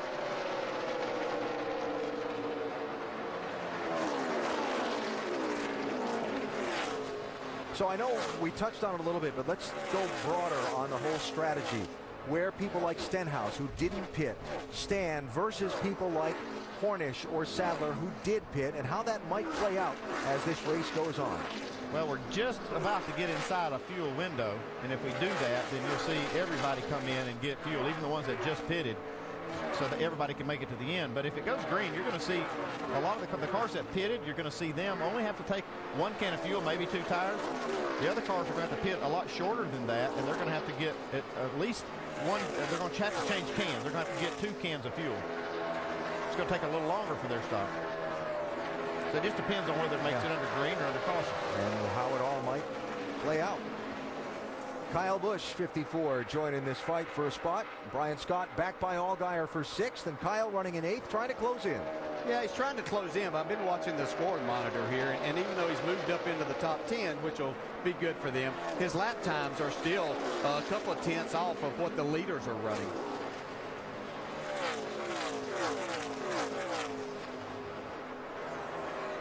And right behind Kyle, 88, Cole Whitt. It's been a solid day for Cole Whitt. He's been up at the front a little bit, but been solidly in the top 10 most of the day. Not really up there contending for the lead, except after that one set of green flag pit stops where the caution came out right after, but solid's a good word.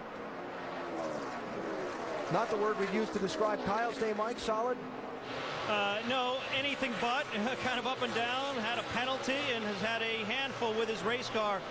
If you've been listening to his radio like I have, you can sense the frustration. I would say on a scale of 1 to 10, I put it at about a 9.5 right now. He's extremely unhappy with the car and how loose it has been all afternoon, Dave. Mike, when Cole Whitt goes back to the gas, it's just a little bit free. That's the condition right now. They are one of the teams, however, with the luxury of having 2 fresh sets of tires behind pit walls. So if there happens to be 2 cautions here, and they want to come in both times, 2 sets of stickers for Cole till the end. Yeah, throw that wrinkle in, too, to this whole how's the strategy going to play out at the end in the track position. No. But that's the fun, isn't it? We get to watch and find out. Stay tuned. Could even set up for an Elliott Sadler who got 4 there. If this runs all the way through, he might just look at 2 tires, save a little bit of time on pit road, get him closer to that 6. Ricky Stenhouse Jr., dominant on the day. Led 116 of 146 laps that have been completed, seeking his 4th win of the season. And clear of second place now by about 1 second. The STP 300 at Chicagoland down to its final 54 laps with Stenhouse leading. STP 300 at Chicago is brought to you by STP. Get the most out of your engine. Carfax. Just say, show me the Carfax. Ask your dealer or go to Carfax.com. And GoDaddy.com, domains, websites, and everything in between.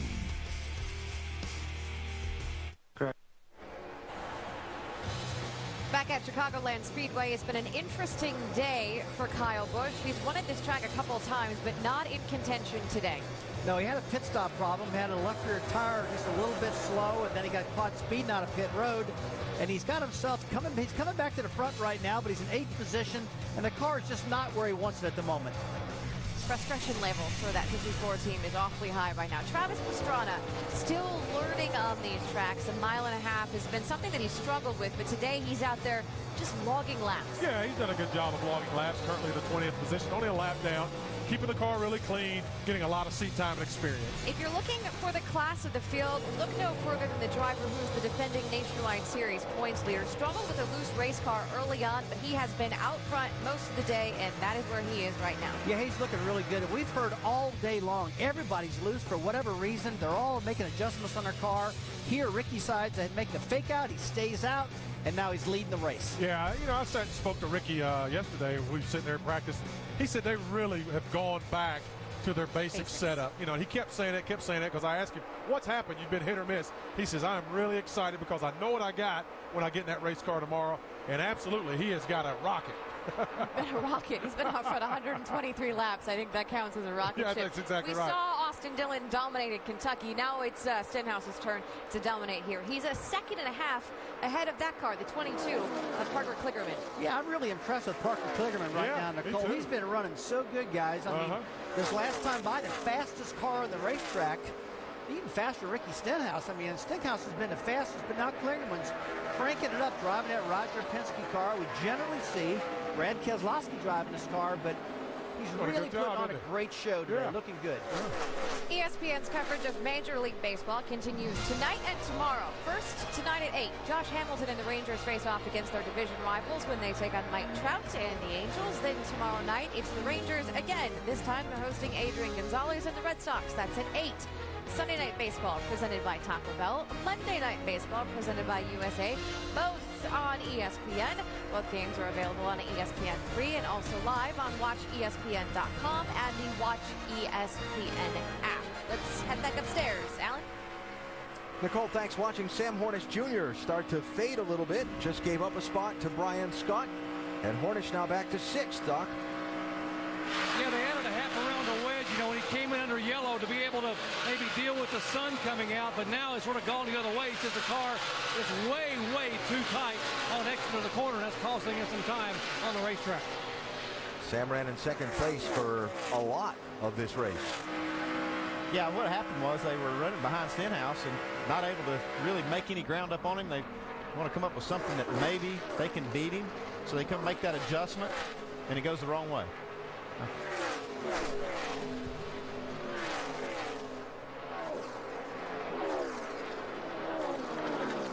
Here's Kyle Busch running 8th.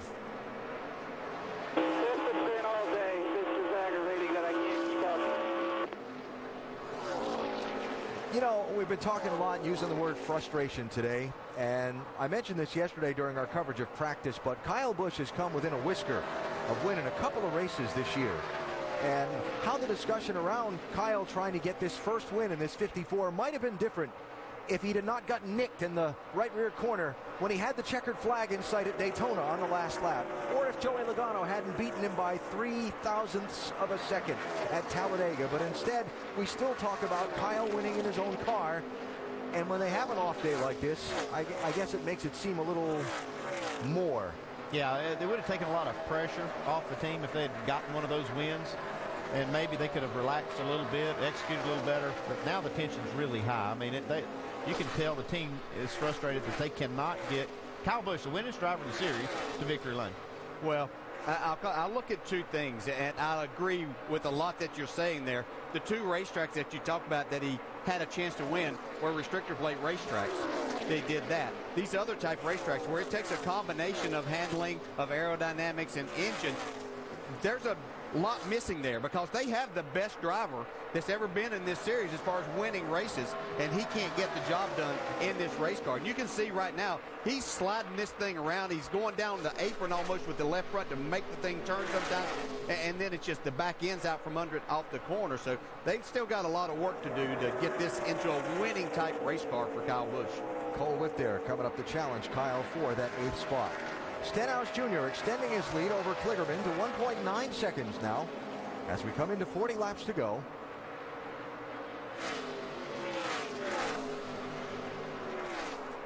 Here the gap from the leader to second place. There's Kligerman having a nice drive in that 22, and then back to third place. Elliott Sadler, who finds himself 5 seconds behind, Mike, in that number 2 car. Yeah, he's 5 seconds behind. Still very much in contention for the victory this afternoon. But in his mind, he knows his team needs to do a little bit better job on their next stop if they are going to go to victory lane. We're taking grip out of the front. We're not helping the rear or whatever adjustments we're trying to make. Yeah, 10-4, man. We'll fix you up right here. Shake it off. Get you another good run off here. Got to figure out something for rear grip. We just got to figure out something. As soon as that sun pops up, man, we lose a ton of time. Sadler's biggest concern is off the corner, obviously, but the car isn't the only thing he's been battling this afternoon. As we noted at the top of the show, he's got a pretty bad stomach virus. Hasn't really eaten solid food for 2 days, but he is gutting it out, guys. And Mike, as we look on the headrest of that shot of Elliott in the cockpit of that car, 104 degrees inside the car. So just picture yourself on a 104-degree day, let alone being wrapped up in the helmet and the fireproof long johns and the fire suit, but just being outside on a 104-degree day when you've had the flu for a couple of days. And Elliott really is gutting one out today. Yeah, sometimes you just have to do this. Now, I'll guarantee you, if you move that thermometer down closer to the bottom part of his seat there, where the driver's getting a lot more off the floorboard and everything, and as you said, Alan, with all the other things, the helmet, the suit, everything, it's quite a bit hotter than the 104 that we're seeing right there. So nice job by Elliott Sadler here today, and he's trying to get some rear grip.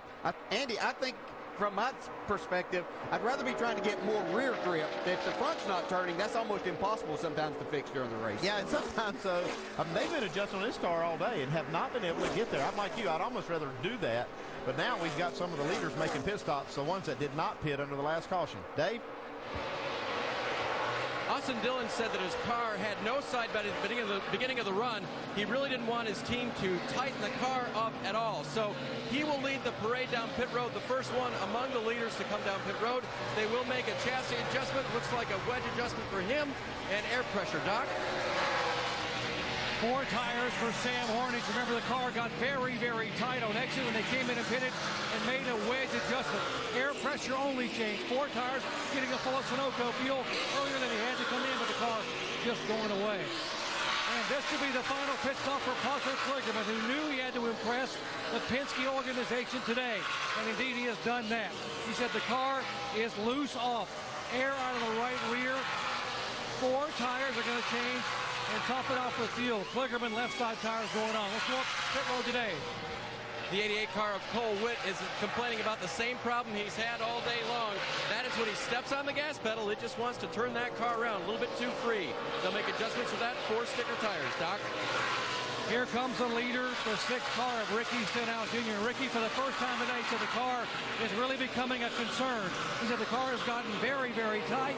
And then 2 laps ago, he said, hey, the left rear tire is starting to bounce on me. I've never felt that all day long. He decided to go ahead and come in and pit about 5 laps before they had planned to. Right side tires are on, left side going on. They'll top it off with fuel, minor air pressure, and he's away. Spin in turn 2. Brad Sweet. Going there again. Caution flag is out in the middle of green flag pit stops. Leaders off at 2, the 2 car. Slowing down.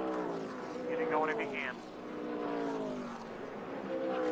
Brad Sweet gets away with another spin off turn 2. It's going to leave Elliott Sadler the leader. Stenhouse had a little bit of a slow stop there, too. Trouble on the left rear. Sadler's going to be the leader, but he hasn't pitted yet. Stenhouse has. We'll see how it all shakes out. Get your turn back to the center a little bit.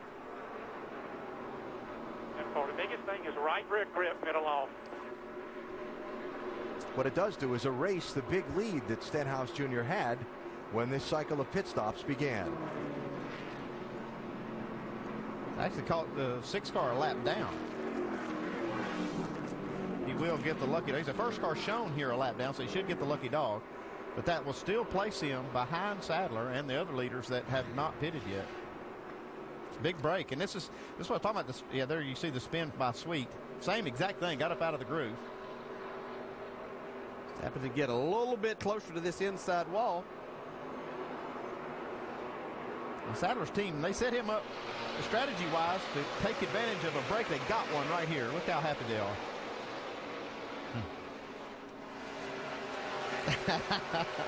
Way to go. Good job, guys. You got us this time. And, you know, Sadler's 2 wins this year have been Luke Lambert calling a really good race on strategy. So looks like he's done it again today. Yeah, it's going to work out for a win. Yeah, a number of times. He's really impressed with the way Luke runs the race and handles all of that. And he's got 100% confidence in the calls that he makes from that pit box. So Stenhouse, Dillon, Hornish, Kligerman, Scott, Witt, all had pitted before the yellow flag waved. Here come the rest of the lead lap cars with 31 laps to go. Vince? The 18 of Ryan Truex just too free all the way through the corner. They tell him the track temperature's up 25 degrees since that previous run. It's going to be an air pressure adjustment and 4 tires of Sunoco fuel, Mike. Elliott Sadler looking for some right rear grip. They'll go up 1 round on the track bar, only 1 can of Sunoco race fuel and 4 tires on the 2 car. Meanwhile, Kyle Busch still looking to tighten that car up. They'll make a wedge adjustment, an air pressure adjustment, 4 tires and fuel, Dave. Bottom right, you see Justin Allgaier, second place. He'll get 4 fresh tires. They made a wedge and track bar adjustment. He was having trouble exiting the corner. Sadler off the pit lane first. You see all these cars got 4 tires. They stole track position away from the dominant car today, the 6-car Stenhouse. That's Ricky, top of the screen there, just coming around, having been waved by the pace car.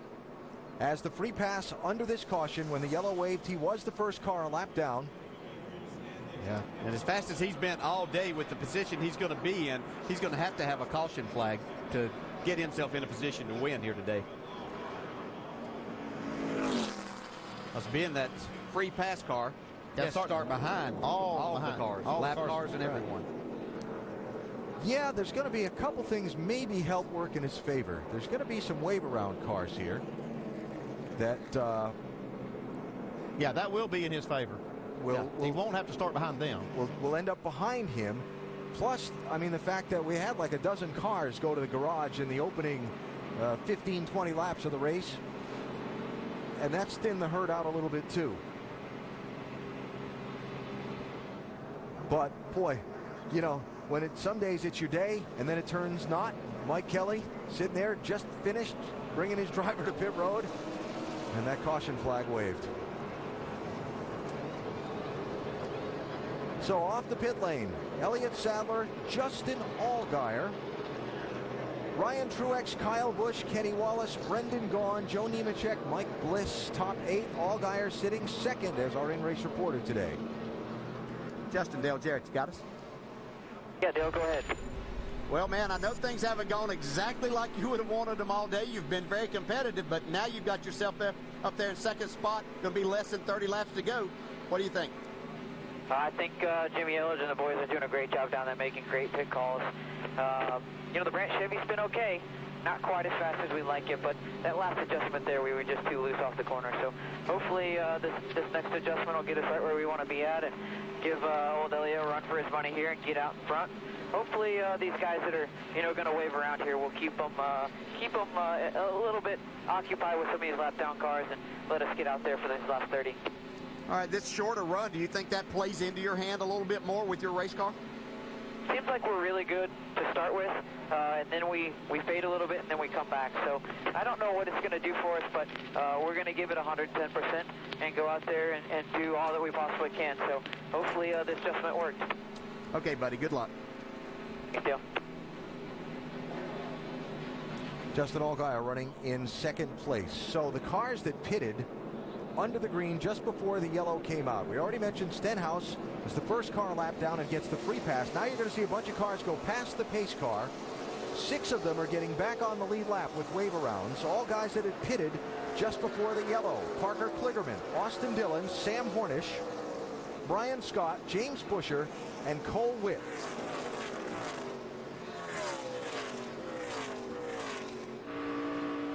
This was Sam Hornish just after the yellow.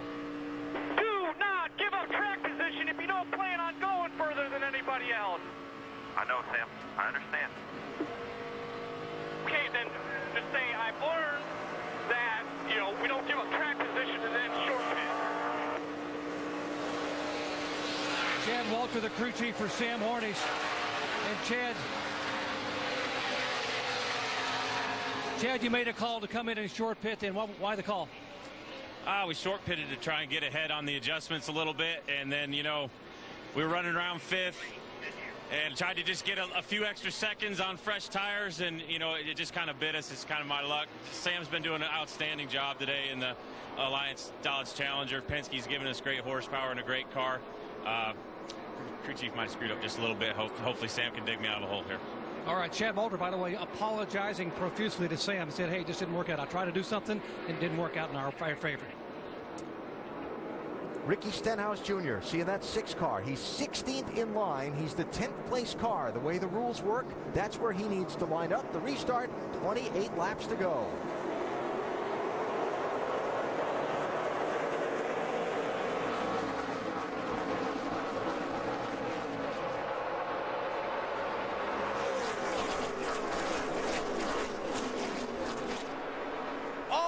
Top of the racetrack is Stenhouse trying to get around some of the lap cars. Kligerman going right with him. Looks like he was blasted out of a cannon, still coming down the back straightaway. You know, Elliott Sadler there got a great jump, and with a race car that's kind of free, that's important to get yourself separated from anybody being on your rear bumper. Ryan Truex using up a lot of racetrack there with trying to make the pass on Justin Allgaier. Second place there, Kenny Wallace to the inside. Ryan Truex in the middle, Allgaier to the outside, and Kyle Busch looking for a hole.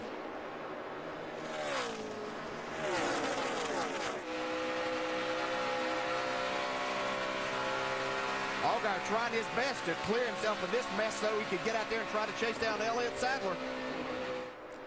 Sadler better running high because that 6 car is moving fast.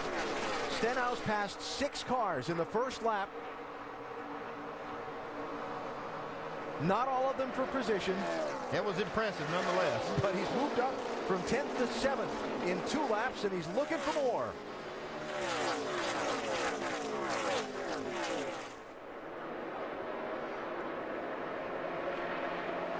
After 6th place on Brendan Gaughan.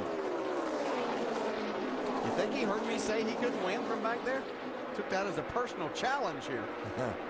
I don't think anybody had to tell him. No, I don't think so. That's exactly right. He's doing it. Man, sometimes, you know, you have a fast race car, and you do all the right things with it, and he's done that all day long. It's just incredible to watch him drive this thing.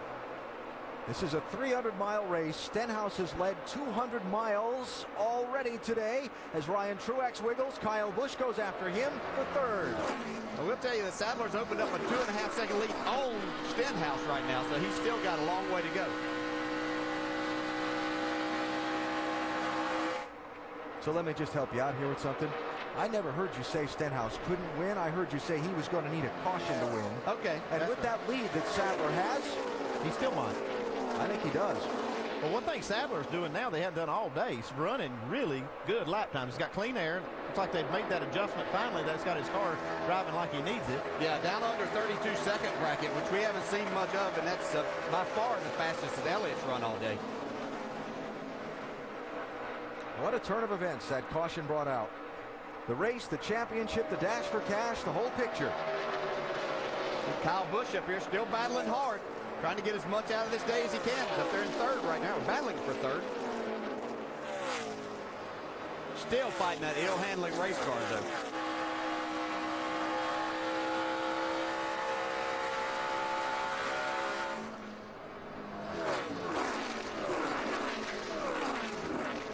Set of corners did not go well for Stenhouse in the 6th.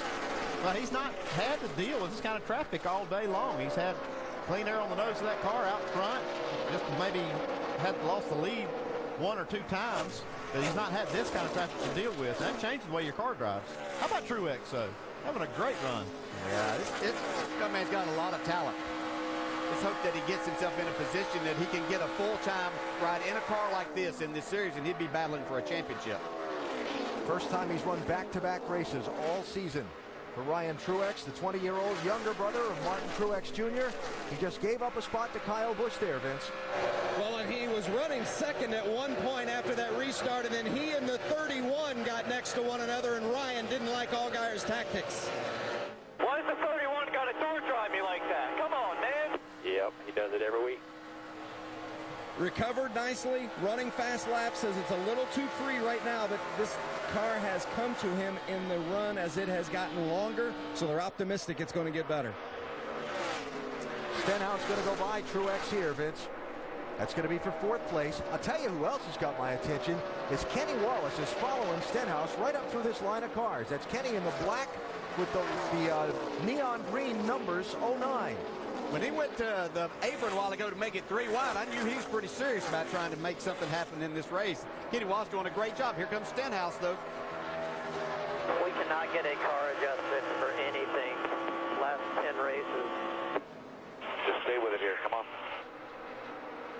I know he's frustrated with the way the car maybe drives on the early parts of the run, but he's got the best car on the track, and I don't understand the comments, really. I think it goes back to something we talked about yesterday a little bit in the practices that we covered. Guys not getting out and racing around other cars. Your car's going to drive totally different when you get back there. You're back in 16th spot restarting than what it has been all day when you were up there leading this race. So you're going to see a lot different race car. But what we see is he still has plenty of speed. May have enough time. 19 to go. He's 2.8 seconds back. Parker Kligerman was right with Stenhouse for the first couple of laps of the restart. Has not made his way through the traffic as quickly. But then I don't think very many people could. Remember how dominant that 6 car has been today. He's still got a fast car. Elliott Sadler's going to have to really focus to try to make the absolute best laps he can to see if he can hold off Stenhouse. I think Stenhouse is going to make a run at him. Yeah, it's about 1,500 difference the last lap that Stenhouse was faster than Elliott Sadler. Here comes Kenny Wallace trying to get another spot. Comparing at the line, the top 3.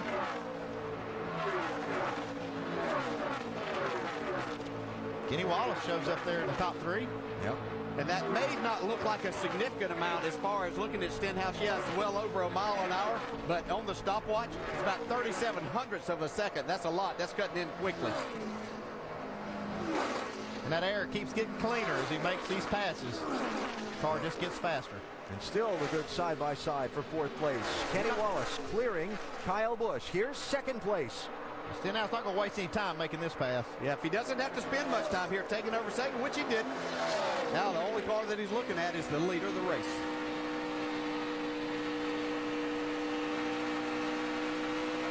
And now the gap's down to 2 seconds. He's made up 8/10 of a second. Keep those RPMs up, baby. Come on. Mike Kalanoff, the spotter, cheering on Stenhouse. Yeah, he was making a pass there and outran Sadler by a little over 2/10 of a second on that lap. 15 laps to go for Elliott Sadler, the leader. Mike? And we aren't the only ones watching Stenhouse come through the field. Elliott Sadler just came over his radio moments ago asking about the 6, wanting to know if he's closing on him. He's very much in his head right now. Sadler just trying to focus on these final 15 laps, trying to keep the 6 behind him. Racing for $100,000 too now, these two drivers. Rusty, I don't know. Stenhouse may not be happy with his car, but he's still got the fastest car on the track. Oh, Alan, I can't tell you how many times I've had a bad handling car, and the crew chief would come across and, Rusty, look, calm down. I know the car doesn't feel right to you, but you are the fastest guy on the track. And so the crew chief always helped me keep myself under control, because as a driver, you're out there running, the car's pushing the front end, it's loose and slipping and sliding, but you know what? Your car is slipping and sliding less than the rest of them, but you don't know that. So that's what he's going through now. But I'll tell you, Kyle Busch, we just saw him slip and slide. He's been fighting a loose car all day long. But a crew chief will help calm you down and put it in perspective, Alan. So if you're Mike Kelly, what are you telling Stenhouse, Sandy? Oh, yeah, you just say, hey, look, we're killing the field after you run a few laps. Just let the car come to you and then to get your work done. Right now, he's 1.6 seconds behind Sadler. He keeps that up. He'll catch him. He's going to be right at him because he's got Let's go. You'll get him. 13 laps to get that done. He's beating him a little over a tenth of a lap or somewhere right around that now. So that's going to equal out to being pretty close to his rear bumper. Put me in the cockpit. You've been in these situations before. You're Stenhouse. You can visibly see you're closing on Sadler, right? Yeah, and the biggest thing that you have to do in this position, stay calm and not overdrive the race car. You have a faster race car. You can see that closing up. Just don't overdrive and make a mistake. That'll cost you a lot. Okay, I'll get you in the leader's car now. Now what do you do if you're Sadler? Yeah, you've got to not make a mistake there either, but you have to drive hard. Probably the hardest that you've driven all day, and you want your crew chief to be giving you that time that they're closing in on you, because you might have to change your line a little bit and try to pick things up. How much are you looking in the mirror at this point? There you go, bud. 33 Yeah, you're looking. 65. Go That's get why him. I want my crew chief telling me a little bit more, so I'm focusing totally on what's out front of me. Coming to 10 to go. Another 0.2 of a second. Chopped off the lead that last lap by. 10 to go at the line. And where and how you catch some lap cars may have something to do with this too. If you're the leader, if you're that second place guy looking ahead, trying to gauge the traffic that you see. And the one thing that we've seen on this run is the previous run that a lot of the cars had moved more towards the bottom of the racetrack, but they've moved back up now as the sun is really out. And so the lap traffic shouldn't affect them quite as much, but it could have an effect. We saw lap traffic decide the race last week in New Hampshire. This is a lot wider racetrack. Right there, it was only about 4 1/100ths of a second, so that worked in Elliott Sadler's favor.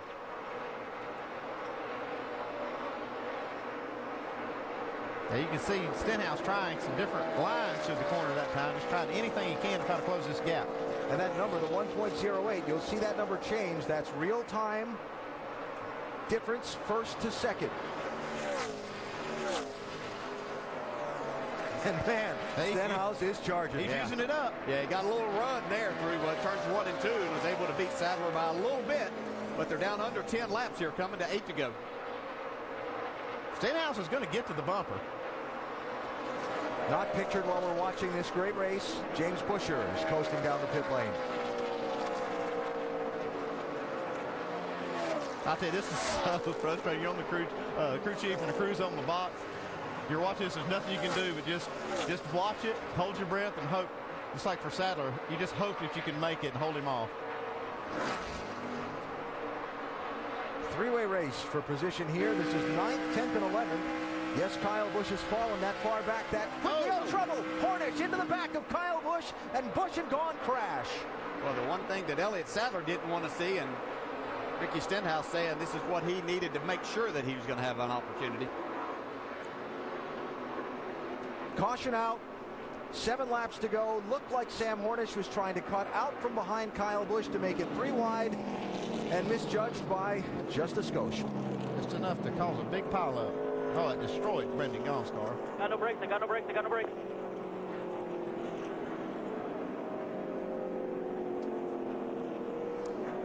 A race for 9th place has gone wrong and has erased all of the lead. You can see the frustration in the cockpit that Elliott Sadler had over Ricky Stenhouse Jr. How many times does it happen in these races that we see that one team car leading the race trying to win, and it's one of the others that's involved in the caution that brings it out, and maybe it's going to hurt those chances. Elliott still has a chance, still has a fast car. Yeah, that's frustrating. They've executed just perfectly today. Not the best car. They've done a good job adjusting it. They actually were out to lunch in the first part of the race. Yeah, there's been no doubt of who's the best car out here today. Now, sometimes the best car doesn't always win, but Stenhouse Jr. has sure shown that his car has been the fastest all day. Right here's a replay. See exactly what happened.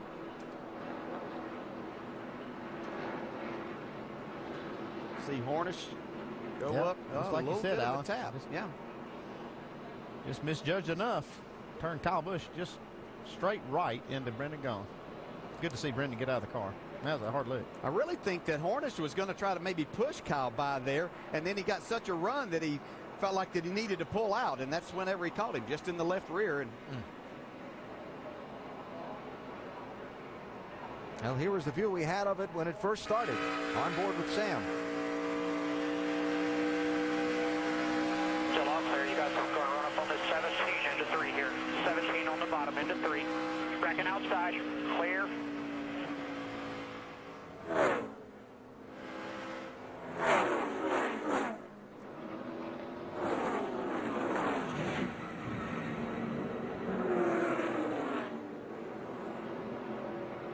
Kyle Busch was frustrated already at the inability of being able to get a handle on the handling of that car. This won't make him any happier. And I don't blame him. No, I don't either. He was racing hard. He was still, even though he was still fighting just inside the top 10, he was still driving as hard as he could go.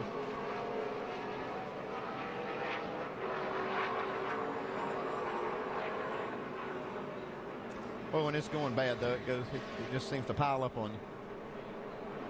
And as you mentioned, fortunately, Brendan Gaughan, okay. His car was coming back down the banking. Spotter was telling him, hold it up there, hold it up there. And he said, I got no brakes. Unfortunately, nobody hit him on his way back down. Kyle to the garage. You have to stay there. You have to have that foam there, right? You do have to replace it if it gets dislodged. Except there's no sheet metal there to hold it in. To hold it. Doc?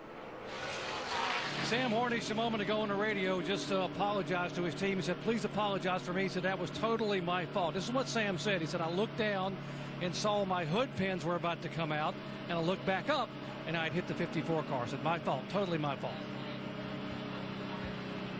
Well, a race for ninth place gone wrong in the late laps here at Chicagoland Speedway has put us under caution, erased the dwindling advantage that Elliott Sadler had over the hard-charging Ricky Stenhouse Jr. and set up what is going to be a very few laps left restart, if not a green-white checker overtime finish.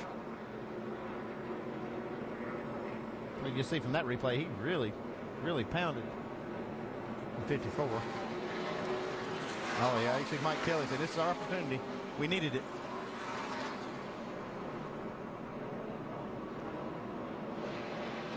And not good. I said, well, there's nothing you can do about circumstances like that. You can do all you can do, and they've done a great job all day long. I will say that the last restart, Elliott Sadler was on it, really got a good jump on everyone. Now how about it wasn't the 6 car? Well, did you see his? Yeah. So we'll have to see exactly what he can do here.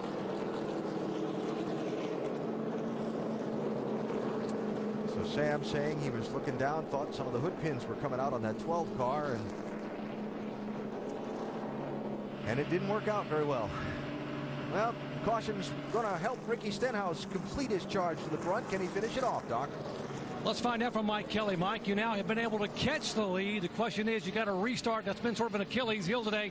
Can you make the pass on a restart for the win? We'll see here. Ricky's been dominant all day. Car's been really good. Just green-white checker here. We'll see what he got to do. He's got to get through the restart. If we can get through a clean restart here and get clear of this guy of turn 2, I think everything will be fine. It's a lot of money on the line here for 2 laps. It'll be fun. $100,000 for a clean restart. Mike. With Elliott Sadler's crew chief now, Luke Lambert, you had your lead go away. Your thoughts now as you get set for this restart? Well, I mean, we'll see how it goes in this restart right here. Elliott's done a good job on the restarts all day, and the 6 hadn't been the best in the restart, so it's going to be a good fight right here. Real proud of this Hunt Brothers Chevrolet team right here. They fought real hard all day to get us where we're at. And Elliott Sadler seems pretty happy with the race car since they made those final adjustments, guys. So waiting for the cleanup to be completed. And we'll see how many laps we're going to have left to settle this race out. Yeah, that threw a lot of debris. They're having to blow the track off, but you can see a lot of stuff flying as those cars make contact with the wall.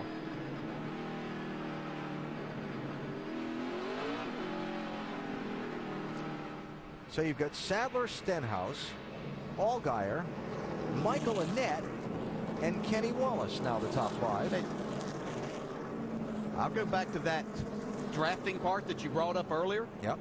The 6 and the 2 stay side by side. Look for somebody in 3rd or 4th to be able to make it 3 wide, and then possibly we're talking about these 2 guys in front being one to win. But how about Justin Allgaier or Michael Annett? We saw Kenny Wallace make it 3 wide early on the restart. And some of those drivers are not eligible for this $100,000 bonus, but to get in position for that, they'll be racing hard. Vince is back in the Nationwide Series garage. Well, taking a look at the 54 car of Kyle Busch, obviously done for the day. Kyle came out of the hauler in his street clothes and declined to comment. Obviously very frustrated with the way his day went and ended here at Chicagoland. All right, Vince, thanks. Yeah, I'll have to give Kyle that. As a driver, there's not much we can say about that. You know, I mean, pictures said it all. He had a struggle all day long. You can understand that. Sometimes you just better off as much as we want to talk to him and his fans, I'm sure, would love to hear from him, he's probably better off not to talk right now. Free pass under this caution. First car that was a lap down, Danica Patrick, who will come back around onto the lead lap and be in 14th position for the restart that's going to be for a green-white checker finish. Brendan Gaughan checked and released from the Infield Medical Center. So, doubling them up. NASCAR, in an effort to give fans a green flag racing finish, if the race is under caution at its scheduled conclusion, we'll extend the race. We will go green, race for a lap, then the white flag will be shown if nothing happens. The white flag indicating the last lap of the race has begun. The next flag ends the race, be it the caution flag or the checkered flag. Stenhouse Jr. going to get that outside lane as Elliott Sadler chooses the bottom. You're better than him, bud. He knows it. Yeah, I just don't want a green-white checker to end this. I want to make some laps here. Let the best car win. 10-4. I know that. You know that. Let's go do it. You can do it in 3 laps. Now, Ricky Stenhouse Jr. has led 200 miles of this 300-mile race already today, then made a green flag pit stop, and just after that, the caution flag came out, and it trapped him a lap down. He got the free pass. He restarted 16th in line, in 10th position behind some lap cars, charged his way up to 2nd spot, and was closing on Elliott Sadler, who's been feeling under the weather after a stomach bug all week. Sadler's team starting deep in the field in 15th spot after almost crashing during qualifying. They worked their way to the front.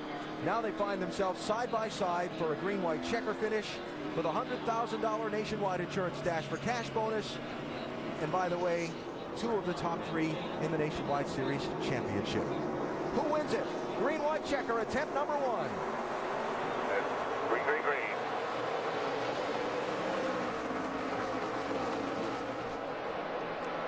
Allgaier pushing Sadler clear of Stenhouse. Kenny Wallace inside Stenhouse.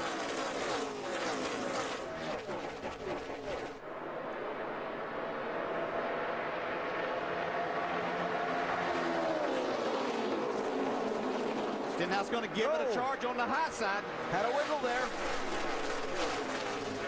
You're about 5 inch marks down here. You want more good lap here, brother. White flag. The last lap has begun.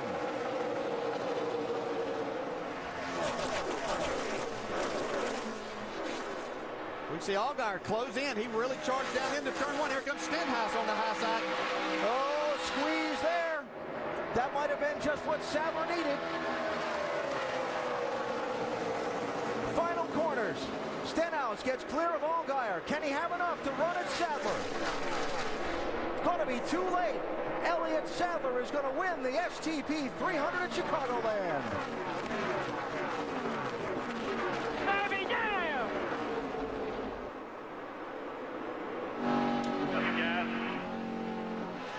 That was an amazing performance. Elliott Sadler, you are the man. Way to dig deep, brother. You dug deeper than anybody today before you even won the race. Andy, I've heard you say it before. You take a driver that's injured a little bit or a little bit under the weather, and sometimes you get their best performances. We just saw that out of Elliott Sadler the other day. What a great drive. That was a gutsy performance. Mike, it looked like it was going away. Then the caution came out and the restart. And now they're going to go to victory lane. Yeah, and a lot of anxiety in the 2 camp. No one feeling it more perhaps than Luke Lambert. What'd you think on that final restart? Well, I mean, I felt like we restarted real well all day, and the 6 kind of struggled all day, so I hope that would play in our hands, and it obviously did. Elliott Sadler did a heck of a job. We're real proud of RCR and everybody on this Hunt Brothers Chevrolet for working real hard all day and putting us in that spot. It seemed like that final adjustment was the money adjustment. What did you guys do to make that car so good in the end? Well, we fought real hard all day to get rear grip, and then we started kind of hurting the front. We kind of went back on some of that stuff, and it worked out perfectly. So real proud of Elliott and everybody. Congratulations. Elliott Sadler in victory lane. We're going there now, Alan. Now, Elliott Sadler started off this season on fire. 4 top 3 finishes in the first 4 races of the season. Only 1 top 3 in the last 13. But Sadler is going to celebrate in victory lane today.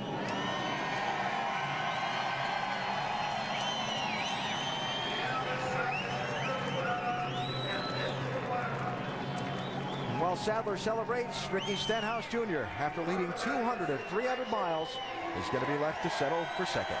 Well, you had the dominant car throughout so much of the day today, was coming strong before that yellow, and then the restart. What happened there, Ricky? Just cautions didn't fall our way. Our Ranchers Reserve Mustang was fast all day. We had the car to beat. Caution just kept falling at the wrong time and just got us. We the two got a heck of a push from the 31 there and just got out in front of us. We couldn't do anything with them. Strong finish, though. Second place, not what he wanted, but second today, Dave. And Vince, cautions may not have gone Ricky's way, but they did go Justin Allgaier's way, and then a tough drive to push the leader through and then hold everybody off. My hats are off to Elliott. I knew if I could push him out there that we could race for the win there, and that was fun racing. And I can't say enough about Ricky here, man. They dominated the race, so I feel bad that they didn't win, but great day for our Branch Chevy. Guys did an awesome job. Jimmy Elledge made a great pit strategy, and it was really, really cool to be the in-race reporter, have STP on the in-race reporter there, and also we made the Nationwide Insurance Dash for Cash, and we've been the first guy out the last 2 times, and it's been miserable. So we go to Indy with that, and I'm pumped to go to Indy. Let's go have a good race there. Third place finish, and he can race for $100,000 next week. Vince Welch? Scott Zipadelli gave Kenny Wallace a good piece today, and Kenny got up on the wheel and drove it. 4th place. Well done. How was it? Was it as good as it seemed? Well, it was really loose. You know, that's what happened to me there late in the race when I gave up the spot to Michael Annett. But, you know, this Toyota Camry family farmer's car was in the middle of the Corn Belt. All the farmers are starving here. They've lost their childhood. All their money, their corn's burned up. I'm a racer, but without the family farmers, American Ethanol, this car wouldn't be here. So that's just shades of the past. That's the Herminator. I'm used to that. Just been a while. Got up on the wheel today. Kenny Wallace, he'll be in the Dash for Cash next week, Alan. Indianapolis Motor Speedway hosting the NASCAR Nationwide Series for the first ever time next Saturday. What will be a fabulous event. Dash for Cash drivers Elliott Sadler, Ricky Stenhouse Jr., Justin Allgaier, Kenny Wallace racing for the $100,000 nationwide insurance bonus next week. And then it's on to Iowa Speedway, Watkins Glen, Montreal, and more. Join us at the racetrack. These nationwide races have been entertaining through the first part of this season. No reason to expect they won't continue to be that way through the coming months. Elliott Sadler, a $100,000 Dash for Cash check and a win at Chicagoland.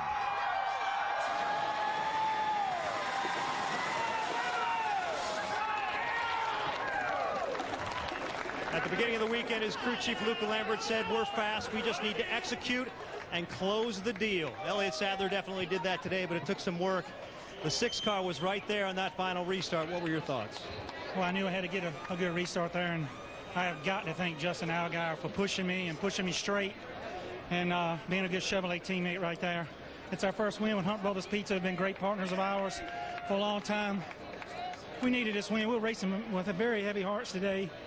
Some of my good friends are here with me, WG and Leslie Smith from Dinwiddie, and their friends had some of the worst tragedy yesterday I've ever heard of in my life and lost their 9-year-old son, and this race is for them.